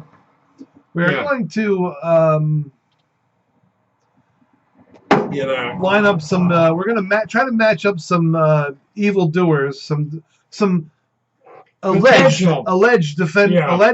evildoers with their respective weapons. Yeah. That they were supposedly caught with during the supposed assault. Exactly. Thank you. Altercation. So we got some interesting people here. This lady here has got an interesting look on her face. I don't know what to make of that. You know what I'm going to do is go. Yeah, bring that up a little higher. I ain't going to do that. Yeah. Hey, here we go. All right. Now we can actually see these folks. Now look at this nice lady here. Would she? What kind of weapon would she use? I'm thinking right away. Iron. This iron here. But this isn't a regular iron. This is one of those. That's an old iron. I can take an old-fashioned iron. What do you mean you got to take it on a leak? Yeah, I do. Look at this, ladies and gentlemen. Tim just leaves during the middle of the show. Well, let's wait it. Maybe I should go take a shit right now. Yeah. Oh, did I say that? All right, so you know what we'll do? We'll come back to this in a second, but first we'll have some fun with some stuff. So here is some Mike and Tim stuff, the best of Mike and Tim. Very exciting that you're tuned in. I know that you're very excited for having tuned in, and at this point you're saying to yourself, "This is amazing. How could it get any better?" Well, I'm not sure myself actually. So stay tuned, and we're going to play some good stuff, and then we'll be back once Tim gets done taking the leak. And depending on the condition of Tim's prostate, I don't know how long it's going to take. Why am I still in this picture? Hello, friends. This morning, I was startled to get a ringing on my cellular telephone. God called me on my phone, told me going on vacation. Going up to the top of Mount Everest to get some quiet time in. They asked me to look after things while he's gone. Jesus would have looked after stuff, but he's off on a cruise in the Caribbean. Can't tell you which ship. God asked me to just kind of fill in for him while he's gone. Take any special requests. Keep an eye on the weather. Devil, that sort of thing. Make sure the devil and the demons don't get out of line. Because they think maybe God's on vacation. We can do nasty things like fornicate and be disrespectful to elders. The other thing that God wants me to handle is collecting the tithes. If y'all got your tithings ready, your contributions to the work of the Lord, just drop them off to me. Make sure God gets them when he gets back, right here in my pocket. Truthfully, now God's probably having himself a little golf. Maybe doing a little bit of swimming. Well, it's a little bit chilly up there on the top of Mount Everest. God don't really mind the cold. He's pretty easygoing about something. But I want to Warn everybody, don't leave a mess for him when he gets back. You always remember what your mama say. Don't make a mess so when you come home from vacation, the house is a mess. Don't do nasty stuff while God's gone. Else he might come back and cause some of that there fire and brimstone to come down. Don't know where it comes from, but it's awful nasty. So I hope, friends, you'll join me in wishing God and Jesus a wonderful summer vacation. God wants me to let everybody know that he'll continue gravity and the rotation of the earth while he's on vacation for our living convenience. Praise God.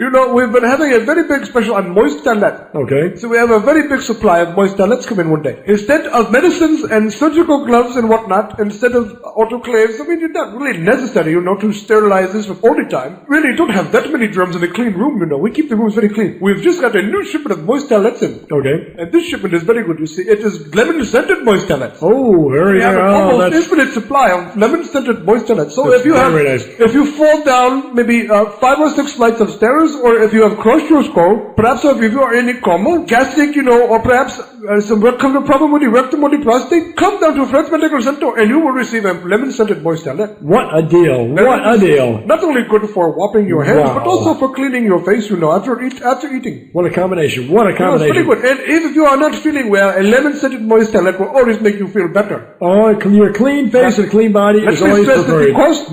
What is minimal? What are we talking about We're here? talking 50 cents, my friend. So if you have a caved-in skull, or perhaps the pneumonia or the flu, or perhaps the AIDS, or, you know, if you are suffering from a chemical poisoning, Yes. or biological contamination, just come on down to Fred's Medical Center, and for 50 cents, you will get a lemon-scented moist towelette. And also, we have many lollipops for the children. The most important thing we can say is we have lemon-scented moist towelette. Lemon-scented is Yes. great. And also we have variety of flavors of lollipop. Alright? That is what we have. It is very important. Now the autoclaves, not so important. Right. Not so important. Fresh, clean bandages, well, you know, you really do save a lot of money if you reuse some of the bandages. What we do is we wash them out very good. Yep. And we let them dry. Very, very bad You know, there. they're trying to save a little money. We're trying to pass the savings on. What a concept. There is absolutely no doubt about it. Absolutely. If you are on the brink of death, a lemon-scented moist towelette We'll bring you right up. makes you feel very good. Yes, even if you're going to die. Even if you're going to die. 9 out of 10 people do not die at Fred's Medical Center. They die before they even come in. Ah, Yes. The thing is, really don't need all these pills and these other things, bandages, you Yes, know. And, that is correct. Autoclave, it's silliness, you know. You don't need it. What you need is a lemon-scented moist towelette. yep. It solves the problems of the world. It is. I've got to get going now because we really do have a lot of things going on. We've got to hand out some lemon-scented moist towelettes to the folks passing by. We sure And do whether appreciate you stopping by. Whether you have the pneumonia, a cold, AIDS, a caved-in skull, such as I said, please come in and get. If you lost your eyesight or your hearing, come in and get a moist towelette. Well, anyway, hey, Fred, It will not cure you, but it will make you feel better. thanks for stopping by, Fred. We do appreciate that. Yeah, very happy to stop by.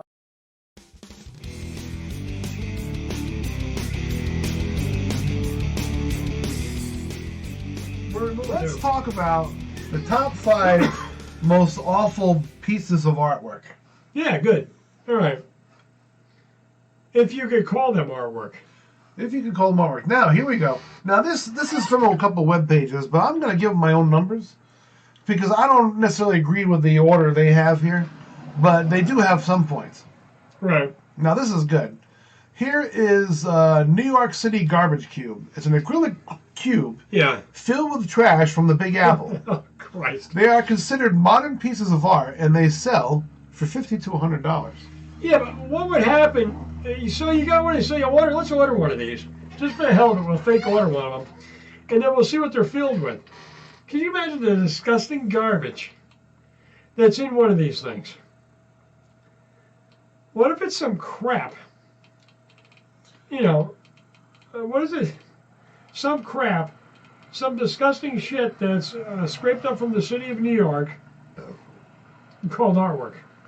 Who the hell want to buy that? Maybe it's some prophylactics scraped up from the city around Times Square where the old sleazy motels used to be and those peep shows that they had there in the 70s, and it's a reminiscence of that shit in some sort of plexiglass container. To me, that's not good. Okay, so Anyway. Let's move along to this picture here. Here's another example of some really useless artwork. This is a picture which is titled The Holy Virgin Mary. And it depicts the Virgin Mary, sort of, composed of elephant dung and pages from pornographic magazines. The Catholics will love this. While some consider this a bold statement, others rightly consider it probably a complete waste of time and garbage. Well, elephant dung. At least they're being environmentally considerate when they're actually doing this. You know, this is so timely because obviously everybody nowadays is using elephant dung for so many things, including award-winning paintings. Now, just think about elephant dung.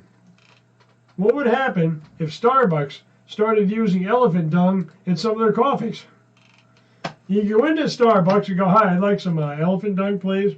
Could I have elephant dung in my coffee?" I don't know how that would work, but here's another one. Here's Jackson. We talked about this before. Now, when I first looked at this, I thought it was a picture of a bramble on the ground. Right. But a closer examination reveals that it's just somebody going like this with paint. No, actually not. That's it's not. That's what it says it is. No, they actually what this guy did. He took all these paint cans, put holes in the bottom of them, and he dripped the stuff all over top of Kansas.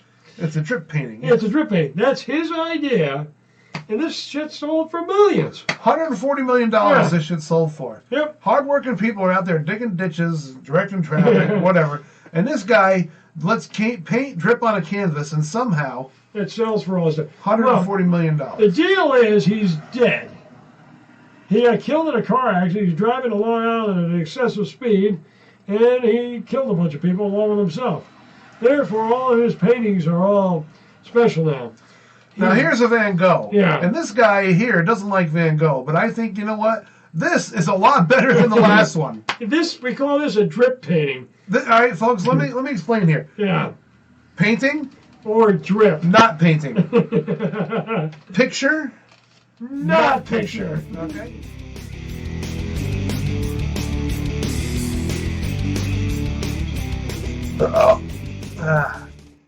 Okay, we're back. We are back. A couple of vintage. Pretty exciting here, isn't it? Vintage things from the Mike and Tim show. What we have up here, folks. Oh man, these people are proven guilty until innocent. Wait a minute, that's the other way around. Oh, sorry about that. That's exactly not the way it works, but that's okay. What we do in this segment is we try to match the offending bottom pieces with the faces on top. Yeah. Now, what's interesting is these are the assailants, the alleged assailants. Right. Tim and I need to make sure that we mention that all these folks are only alleged. Alleged. There's no indication that they're actually guilty. They're Would you like to be married to one of these individuals? Not necessarily, and that's all there is to it. So on the bottom here are the alleged weapons. We have a shovel, a metal detector, a medium length handle, a medium sized shovel, a metal detector, interesting, an old fashioned iron, a dog bowl, and one of them slippery when wet type signs. Watch your step. Also, watch out for somebody hitting you with it. Right. So my first thought with all these things is, it's the first thing that came to hand is what was grabbed to hit somebody with. Right. So it wasn't like it was premeditated. It was like these people grabbed the first thing they saw. Somebody grabbed one of these watch your step things and bashed someone over the head with it, apparently. Yeah, yeah. So then we got to look up here at our contestants. Now these people here. Behind door number 2, we have. You know what I get? I get a feeling that Gandalf here in the middle, he's the guy with the prospector. He's the guy with the metal detector. Metal detector. Just a thought. I'll go with it. What do you think about the others? Well, I like the lady with the what's that? She's doing her laundry and she's got nothing else to grab a hold of. Somebody came in and said, "Hey, I need my laundry done." "Shut up, bastard!" And she hit him with the old Katusha. Now take a look at this lady on the end here. She's got a sourpuss. She's got one sorry looking. She is obviously not happy. She was drinking out of the dog bowl. I don't know if we can, say that for sure. But just out of curiosity, what do you think? What do you think her weapon of choice would have been? She might have been metal detected in her front yard for spare change, so that she could get out of her previous conviction. I don't know. I don't see her with a metal detector. You know, I see her with this sign. What do you think? You want to try that? All right, give it a go. All right, we'll give her the sign. Uh-oh, we can't do that because it ain't working right. I got to unzoom this now. Sorry, folks. I hope you can still have fun watching. Oh, well. All right, give me a second. Mike Man will fix it. We are taking a bit of a hiatus here. Oh, there we go. All right. So we'll give her that. Now, I was thinking this guy was the metal detector. All right, that sounds good. Do you think either of these three people would be more likely to be the metal detector? Not really. This lady here, she strikes me as the iron lady. I would agree. Absolutely. This guy or this guy strike me as the shovel person. So which one of these guys is more likely to be near a dog bowl or a shovel? You know? All right, so I'll give this guy the metal detector. Right. And I'm going to give this lady here that's iron. Yeah, I agree there, yeah. So it comes down to which one of these is a dog person. Or maybe actually hates dogs. And he's whacking him over the head. He's a dog abuser. Which one of these is more likely to dig a hole with a shovel? One of these guys, like this guy here, he does not look like the kind of person who's got time to dig a hole with a shovel. And this guy over here, I don't know. I mean, it's hard to say. Maybe we'll throw it up in the air. It'll come down, and we'll say, Mr. Personality there, give him the dog ball. All right, we'll give this guy the dog ball. We'll give this guy the shovel. And I bet you 50% of them are more wrong. We got 2 out of 5 correct. Let's see what we got. Oh, now this is interesting. First of all, I was right about this lady. Yeah. She had the caution wet floor sign. Don't fuck with this woman because she's driving through your wet space. That sign could save somebody from getting run over, mutilated. Well, yeah, hurt. Yeah, so she's still going to take the sign, caution wet floor, and bash someone over the head with it. It should say caution wet floor or pained cranium. All right, so the next guy, this guy had the iron. Yeah. Now, how about that shit?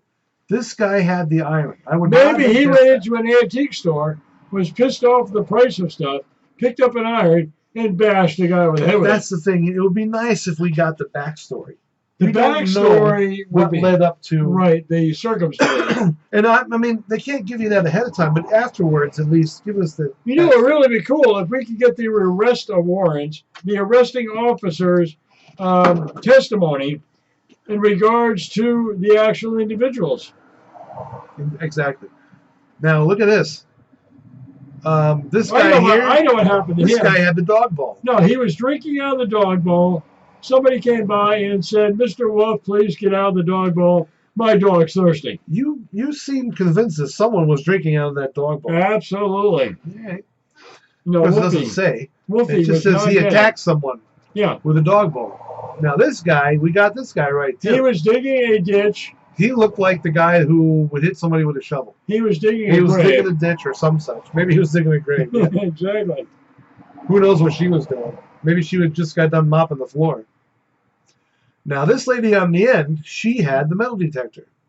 She was looking for a what's the thing? An iron. We don't know if she was actually using the metal detector to look for something at the time, or if it was just in the corner of her room and she grabbed it and beat someone with it. She was trespassing. Or maybe she was trespassing and then bit somebody with it. We don't know. Anyway, personally, I think this is not so much fun. No? No. What do you mean? This whole deal here, I don't really think this is much fun because she looks like she's, out of all these people here, the one on the right looks like she's really, really serious. She does have a kind of look on her face like she's the one in the middle. Not to be messed with. The one in the middle, yeah, okay, right, whatever. The one on the end, she's too old to do any shit anyway. She might come over and give you a hand and find some coins in your yard, which could be beneficial. Maybe. The guy with the digger, he could be a problem. He might be out there in the middle of 3 o'clock in the morning digging up graves at the local cemetery. Yeah, that is not That can be uncool. uncool. Yeah, well, definitely uncool. The guy with the dog bone, the dog with the, the electronic. We don't know what his deal is. Yeah, he's already got a jumpsuit on, so he's probably been there before anyway. Yeah, he's the left, the right hand the guy person. with the iron. 1, 2, 3. They've all got jumpsuits on from jail. Don't know what the deal with this guy with the iron is. Yeah. And this other lady, well, she's got that look on her face. Like She looks like she's been doing a little more stuff than just your basic situation. Maybe she's been snorting Ajax. Oh, yeah. It's cheap. It's easy. Anyway. Smells good, too. Oh, Ajax. Cleans your nose. Yeah. So, with that said, let's move on. We are in the extra time now. We're exercising the producer's prerogative. Yeah, so you don't get that with just anybody. What's another particular topic of interest we could cover here at the Mike and Tim Show? Well, Tim, I'm glad you asked that question. Thank you. One of the things that we like to do on the Mike and Tim Show is to stay topical with what's going on in the community. And therefore, what we will do is we will talk about things that are going on in the community. What's going on in your community? You know what's interesting about that whole subject? What's going on in your community? Have you ever noticed this? No.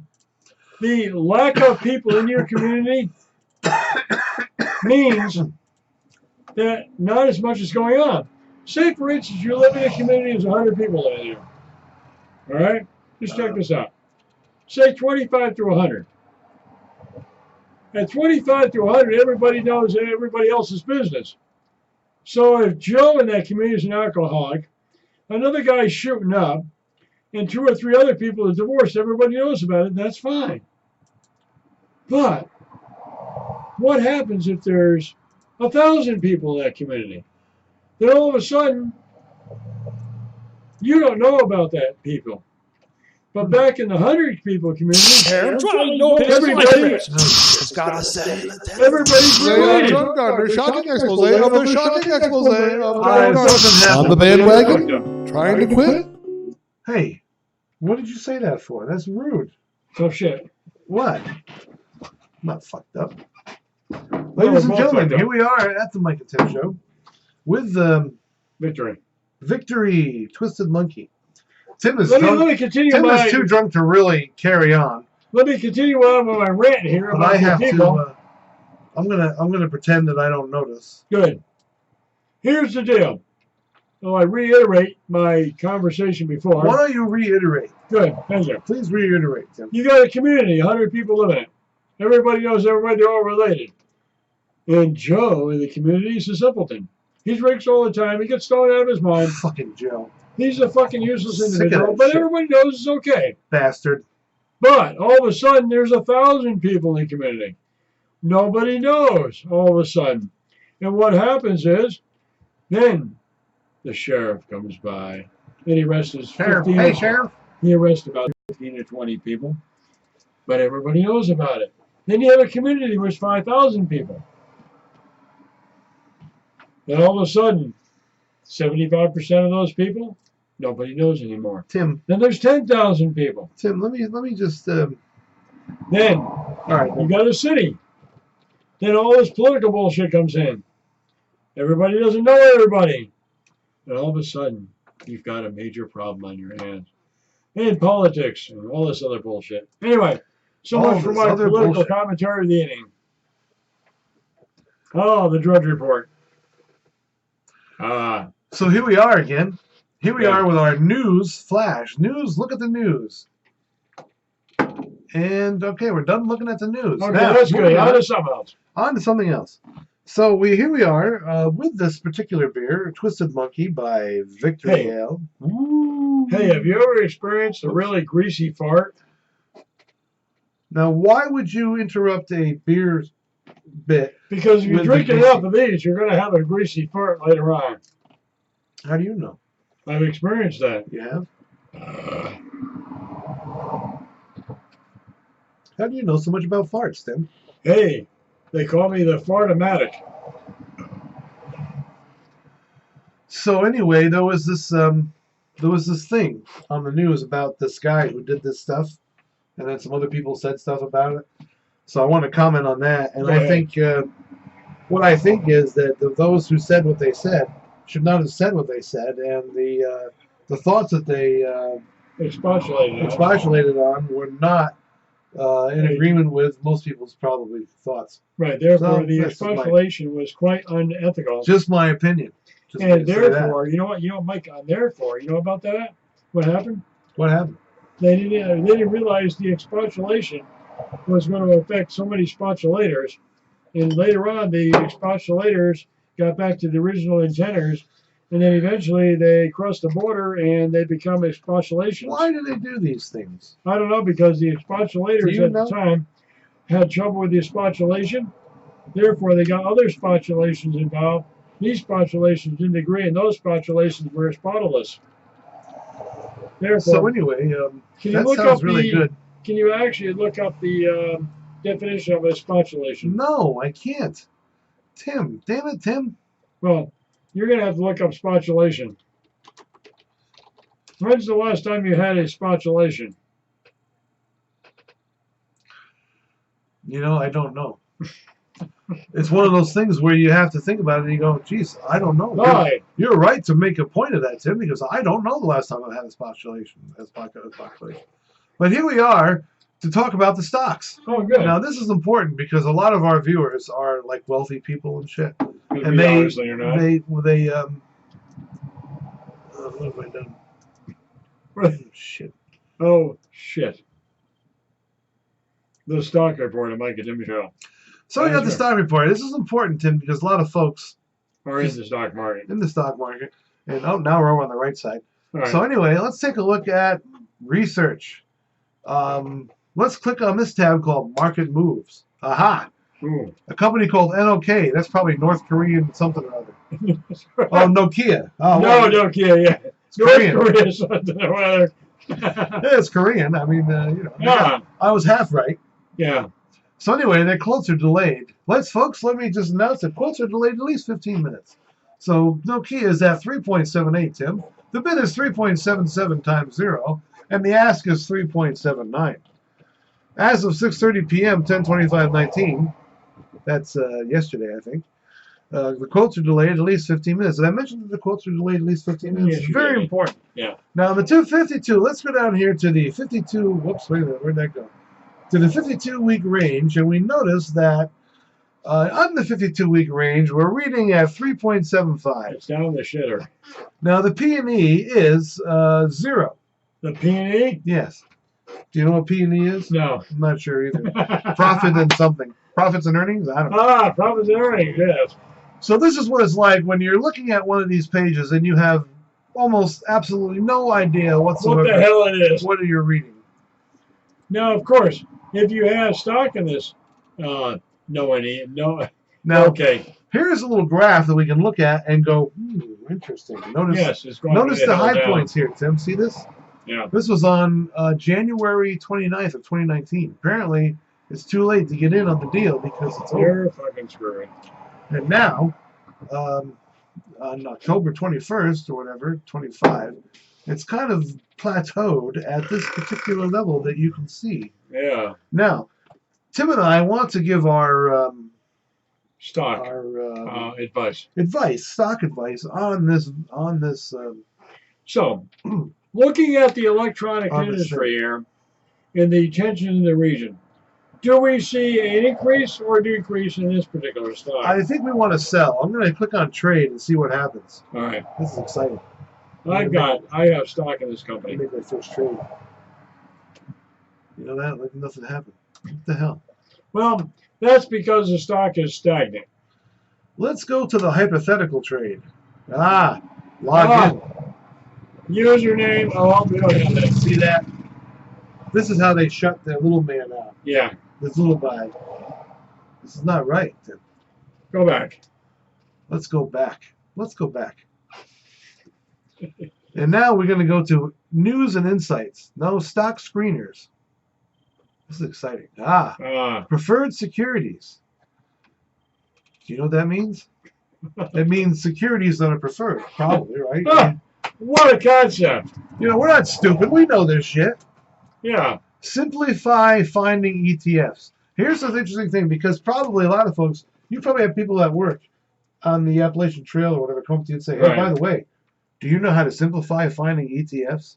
Oh, of And you course. say, well, obviously, you go to fidelity.com and you... Fidelity is our go-to stock company. Yeah, advisor. You know, when we want to know what something means, like, you know, what the hell is the stock market, we ask them and they say something that we don't understand. But we don't like to pretend, we don't like to show that we're morons, so we pretend we understand. This is very interesting. Yeah. Because obviously we know what the hell we're talking about. So it's much easier that way. Because, research scorecards. This is exciting right here. More graphs. Yeah. See, so this must be a good company because they've got lots of graphs. The more graphs you got, the more graph you the have. more info you probably have. The more graph you have, the more bureaucratic you are, and the less you understand about the whole goddamn thing. That's interesting. Okay, now here is the firm sector performance. This is important because firm performance, see that? Firm performance is a must-have. This is the Playboy section. Firm conformance. Let's take a look at the firm performance analysis. See? Username. You don't get no firm analysis until you... get you. All right, let's have a look at Wait a minute. Hold on. What is this? Hold on a minute.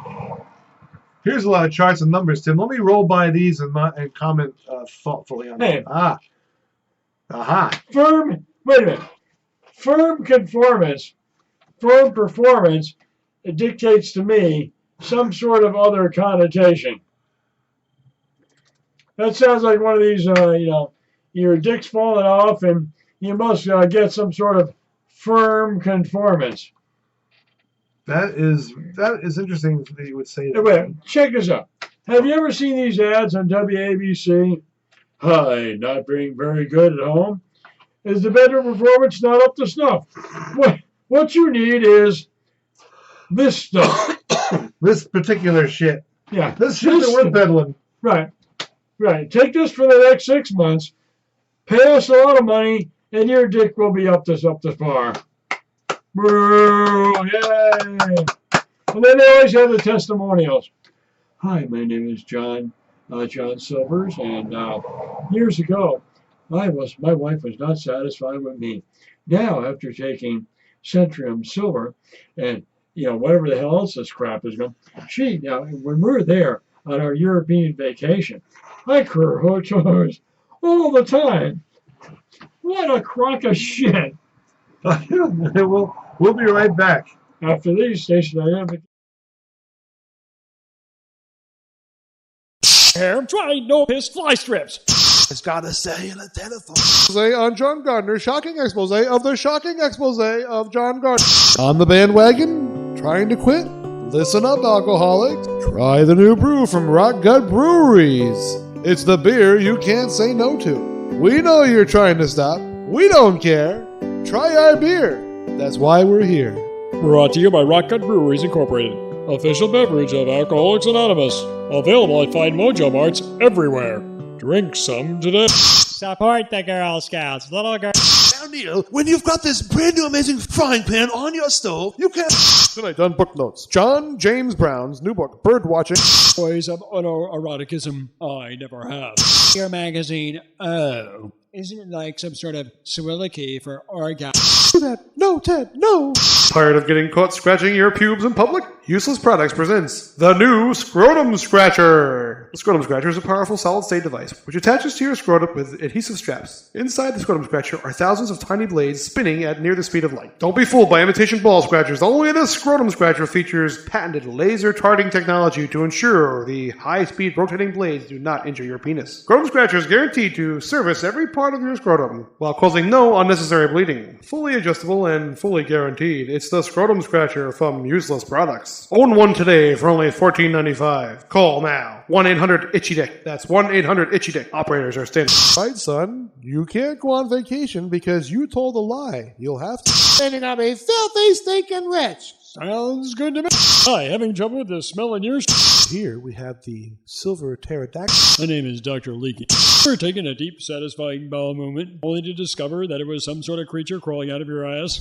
Hi, I'm Dan Bladder. Tonight on Investigative Reports, chicken fucking. What it is, who's doing it, and why. And the final question, do they end up on your dinner plate? This is Ian McGregor from Ian McGregor's Rent Sheet. If you're having trouble sleeping these winter nights, don't settle for one of those blow-up dolls. Step on down to the original Ian McGregor's Rent Sheet and bring home a little lamb today. And now it's time for America's favorite fun time game show, Name That Turd, with your host, Dick Withers. All right, thank you, everyone. This is Dick Withers, and it's time to play Name That Turd. All right, Johnny, tell us, who are our contestants today? Well, Dick, our first contestant hails all the way from Bethel, Massachusetts. It's Ethel Blurp. Come on down and take a sniff, Ethel. Our second contestant is from Northern California, Arthur Moosebladder. Come on down and sniff it. Contestant number 3 hails from Southern California, a full-time surfer and a part-time snow cone technician. Let's say hello to Carl Puddingface. Come on down and sniff it, Carl. All right, thank you, Johnny, and welcome, contestants, to Name That Turd. Before we get started, let's hear from Johnny about today's sponsors. Well, Dick, today's show is brought to you by Larry's Palace of Exotic Animal Poop. And there's only one place to get exotic animal poop, and that's Larry's Palace of Exotic Animal Poop. And also by AssWipers.com, the professional's choice. When you're too busy to wipe your own ass, there's only one choice. AssWipers.com. And Dick, don't forget, as a consolation prize, all contestants appearing on today's show receive gift certificates for high colonics at Fred's Medical Center. Thank you, Johnny Whiff. All right, contestants, you know the rules. You know how to play our game. We've blindfolded you, and our feces expert is now going to bring out the first tray of feces. And remember, contestants, there is no tasting, touching, and smelling only. All right, are we ready to play? Let's bring out our feces expert. Well, we passed the feces tray around for our contestants to examine. Johnny Whiff, why don't you tell our contestants what they're playing for? Well, Dick, it's a lifetime supply of 2-ply toilet paper from Happy Bottom Industries Incorporated. That's right, friends. For as long as you live, you will never have to buy toilet paper again. The soft, luxurious feel of Happy Bottom toilet paper will keep your bottom happy for as long as you live. Back to you, Dick. All right, our contestants have all had a good whiff. Let's go to our first contestant. All right, let's say hello to contestant number 1, Ethel Blurp. Hello, Ethel. Hello, hi. Well, Ethel, it's delightful to have you on the show. What is it you do for a living? Actually, I am an amphibian reproduction specialist. And what does that entail exactly, Ethel? Actually, I spent a lot of time watching frogs mate. Well, that's fascinating, Ethel. Are you ready to play our game? Yeah. All righty. All right, Ethel, I'm going to ask you to make your guess now. What kind of poop is that? It's platypus poop. Platypus poop, eh? And what makes you think that? Smells like it. And you've smelled platypus poop before, have you? Many times. All righty. All right, let's say hello to our next contestant, Arthur Moosebladder from Ojai, California. Mr. Moosebladder. Thank you, Dick. How are you? Just great, Arthur. And it says here that you're a modern art sculptor. Yes, I am.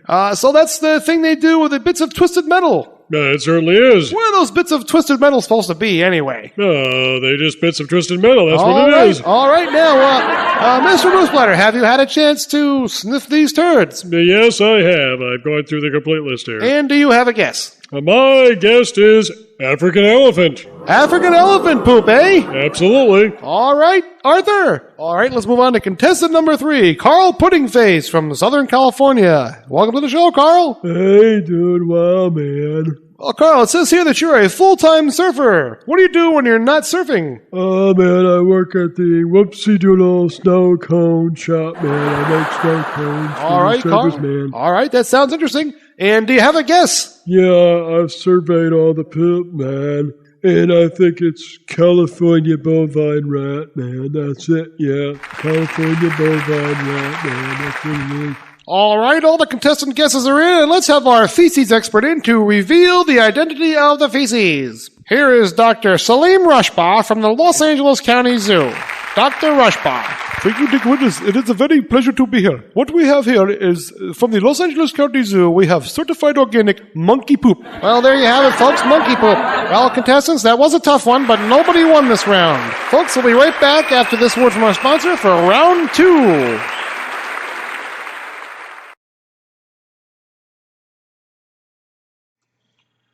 And we are Hey.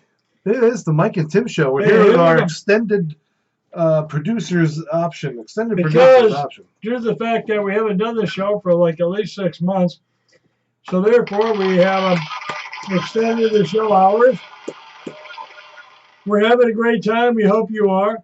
Send us an email. We'd really appreciate that. Coming up soon will be the details on how to win this, actually 5 packets of this McDonald's special ketchup. But what I'd like to know is how they inject the actual ketchup into these little tiny ass packets. All will be revealed. Oh, in a new video? That's right. There's going to be a special video exclusive to us. McDonald's has told us that we, the Mike and Tim Show, will be allowed to do a special video, documentary type video on the special McDonald's ketchup. Sucking the packages in and sucking the package up. So what if they have rejects? We have, I don't know. Well, just look at it this way. People working in that factory, what do? Have it come across, they like, come across a conveyor belt, and they have to inspect each individual packet as it goes by. What did you say? I couldn't hear because of the noise. This is our quality control. We have 5,000 packages out of 1,600 million that have been rejected due to leaking packages. You know what's really funny about those? You get a whole bunch of those and line them up and jump on them. The audience likes that. And it spurts out. Do you know, by the way, do you know we have 59 subscribers now? Good, all right. I don't know if it's going up or down because I don't even look at that shit anymore. Yeah. That's not to say that we don't care, though, about our subscribers. We dig our subscribers, which is why we are giving away with this new contest, which Tim and I are going to announce before the end of the show. Look on the back. This McDonald's ketchup. Read the ingredients on the back. There's no ingredients on the back, Tim. Does it just say ketchup? Well, no, there's ingredients on the front. Well, read it out. Is it ketchup or is it some other shit? It's tomato concentrate from ripe red tomatoes. All right, okay. Distilled vinegar, high fructose corn syrup, water, salt, natural flavors. And then it says, what do you think of that shit, bitch? That's what it says. I don't know why it says that. Yeah. Yeah, but does it say anything else like artificial this, that, and the other thing? Nope. No, it doesn't. Does it say it took 14,000 laborers to put this shit in this container so that you can satisfy your damn hamburger with more ketchup because they're so dry? It doesn't say that. Now, I know. You go to McDonald's now. A spooky late night radio drama. Well, what about some of the Halloween stories when you and I were a kid? Which were pretty cool. You would go down the street, and people would have their lights on, on the street, and you would dress up in your Halloween outfit, and you would go down, and they would give you candy. What about the really cool place that gave you money? It was like a penny or a nickel. Or no, a nickel. Yeah, but just think about it. You're 5 years old, and you get, instead of getting a candy bar, you get something you can spend 5 cents on candy. You're talking some serious cash at 5 years old for 5 cents. That's a serious big deal when you're 5 years old. Depends on what year it is when you're 5 years old, though. 5 cents used to buy a lot more than it does now. Yeah, exactly. But the whole deal is 5 cents. You can go to the store the next day and go, Mommy, I got 5 cents from the people across the street. You can't even get a hooker's attention for a nickel now. No, of course not. It's going to cost you at least $55. I just thought I'd mention that. Yeah. Not that I know. I wouldn't know myself either. Not that I know. Okay, so I want to do something now. We're going to do a... what we're going to do is... Mike wants to try out some Halloween special stuff. Oh, wait. We can't do Halloween music because Michael Jackson's dead. So what we're going to do is it's no longer called Thriller. Our fun Art Bell parody coming up. It's called Chiller. Yes, so if you've sat through this... monolithic... This... Whatever it is. We appreciate it, and you obviously deserve some kind of entertainment. I'll tell you what, you deserve something better than a packet of ketchup from McDonald's. But unfortunately, 2 packages from ketchup. Well, no, even that wouldn't really. Wait a minute. What about packages from Burger King, Burger Chef, Jack in the Box? It'd have to be something substantial, I think, to make up for the lack of entertainment, the abuse we've just put people through if they've watched this. We can't really actually make up for it. So instead, we'll play this funny bit that some people have actually said is really funny. It's a parody of Art Bell's Coast to Coast AM. And Art Bell's dead, right? Supposedly he died on April 1st. April Fool's Day. But some people think, if you believe that, he's in a hidden bunker outside of Area 51.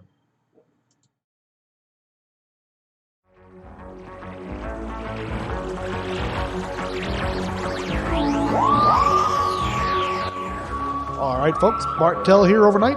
Our next caller has sent us some rather interesting photos. He claims to have taken some photos and have in his possession some alien feces, some extraterrestrial doo-doo, if you will. So let's get him on the phone right now. Caller, are you there?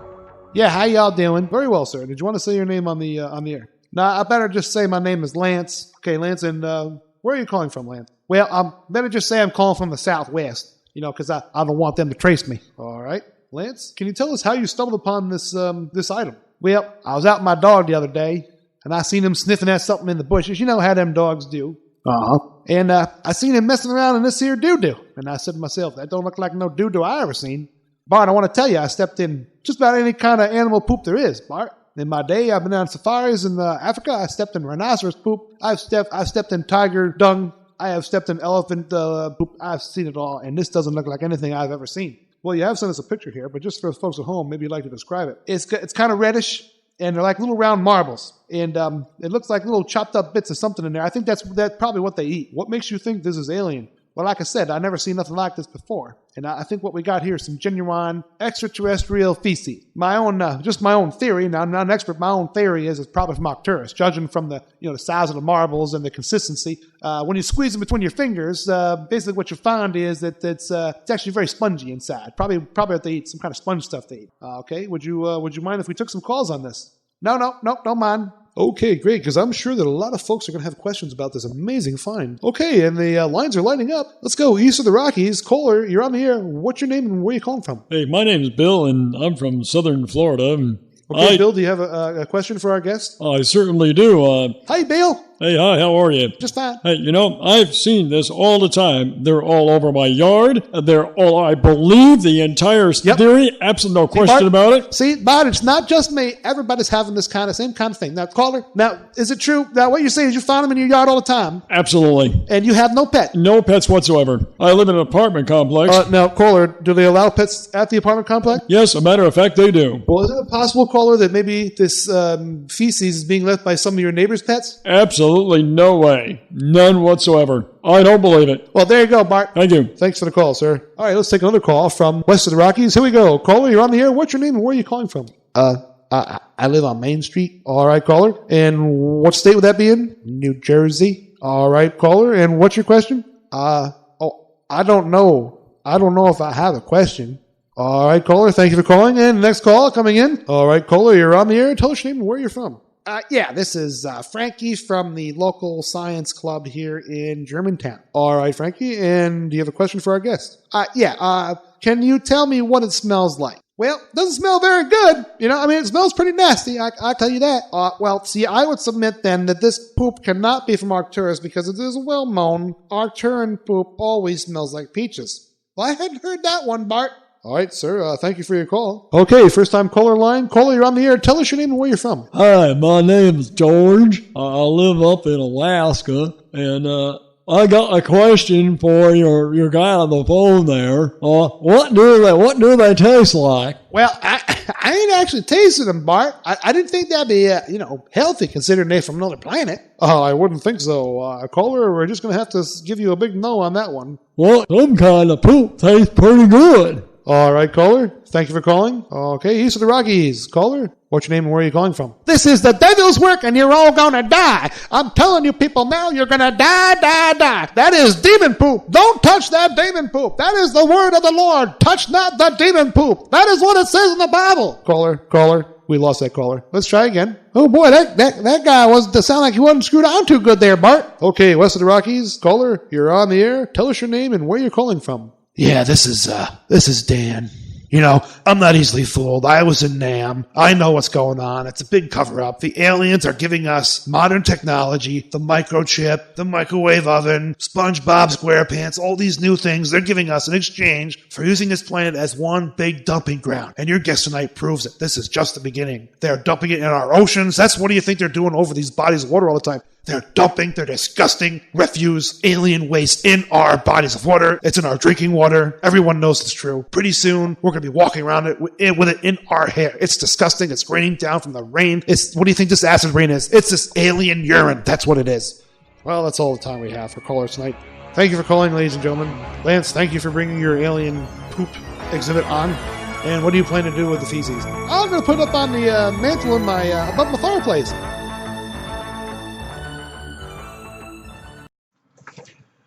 So here we are. All right. And look what's behind us, Tim. Hey, yeah. Look what's on the way.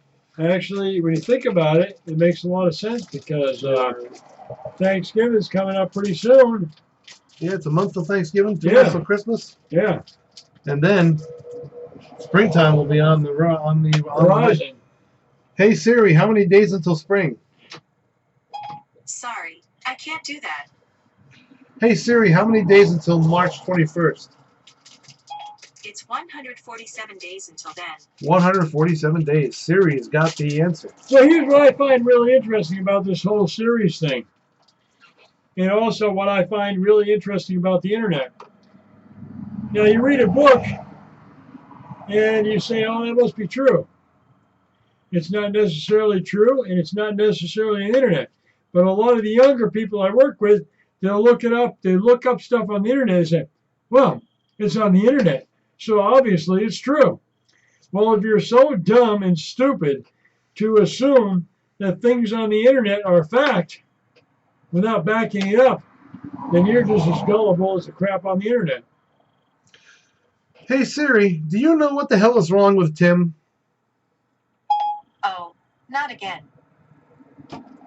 Apparently I've asked that question before. Hey Siri, do you enjoy the Mike and Tim show? The high temperature for this weekend will be 62 degrees, and the low will be 38. Jeez, there's your answer. All right, so anyways, this has been amazingly fun. Obviously, this is the kind of... rapid entertainment. Rapid entertainment. Really? Is that what it is? Yeah. This is the kind of fun stuff that goes on when... we haven't had enough time to do it to begin with. So...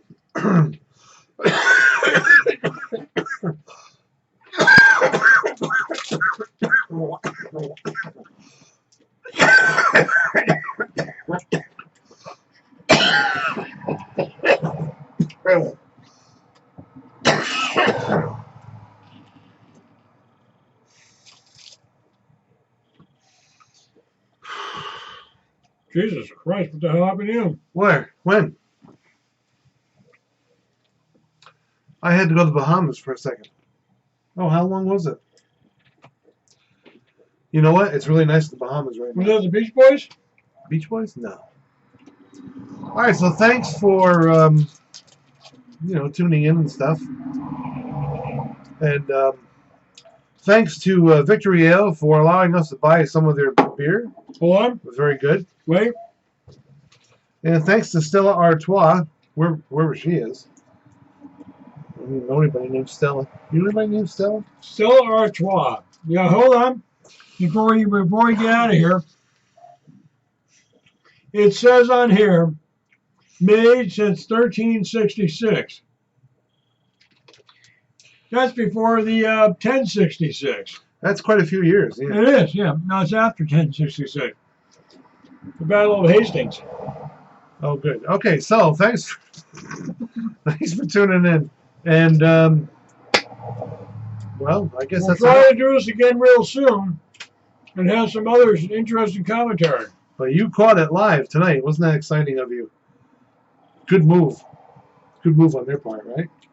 Also, Really good move. we understand that the bestiality chick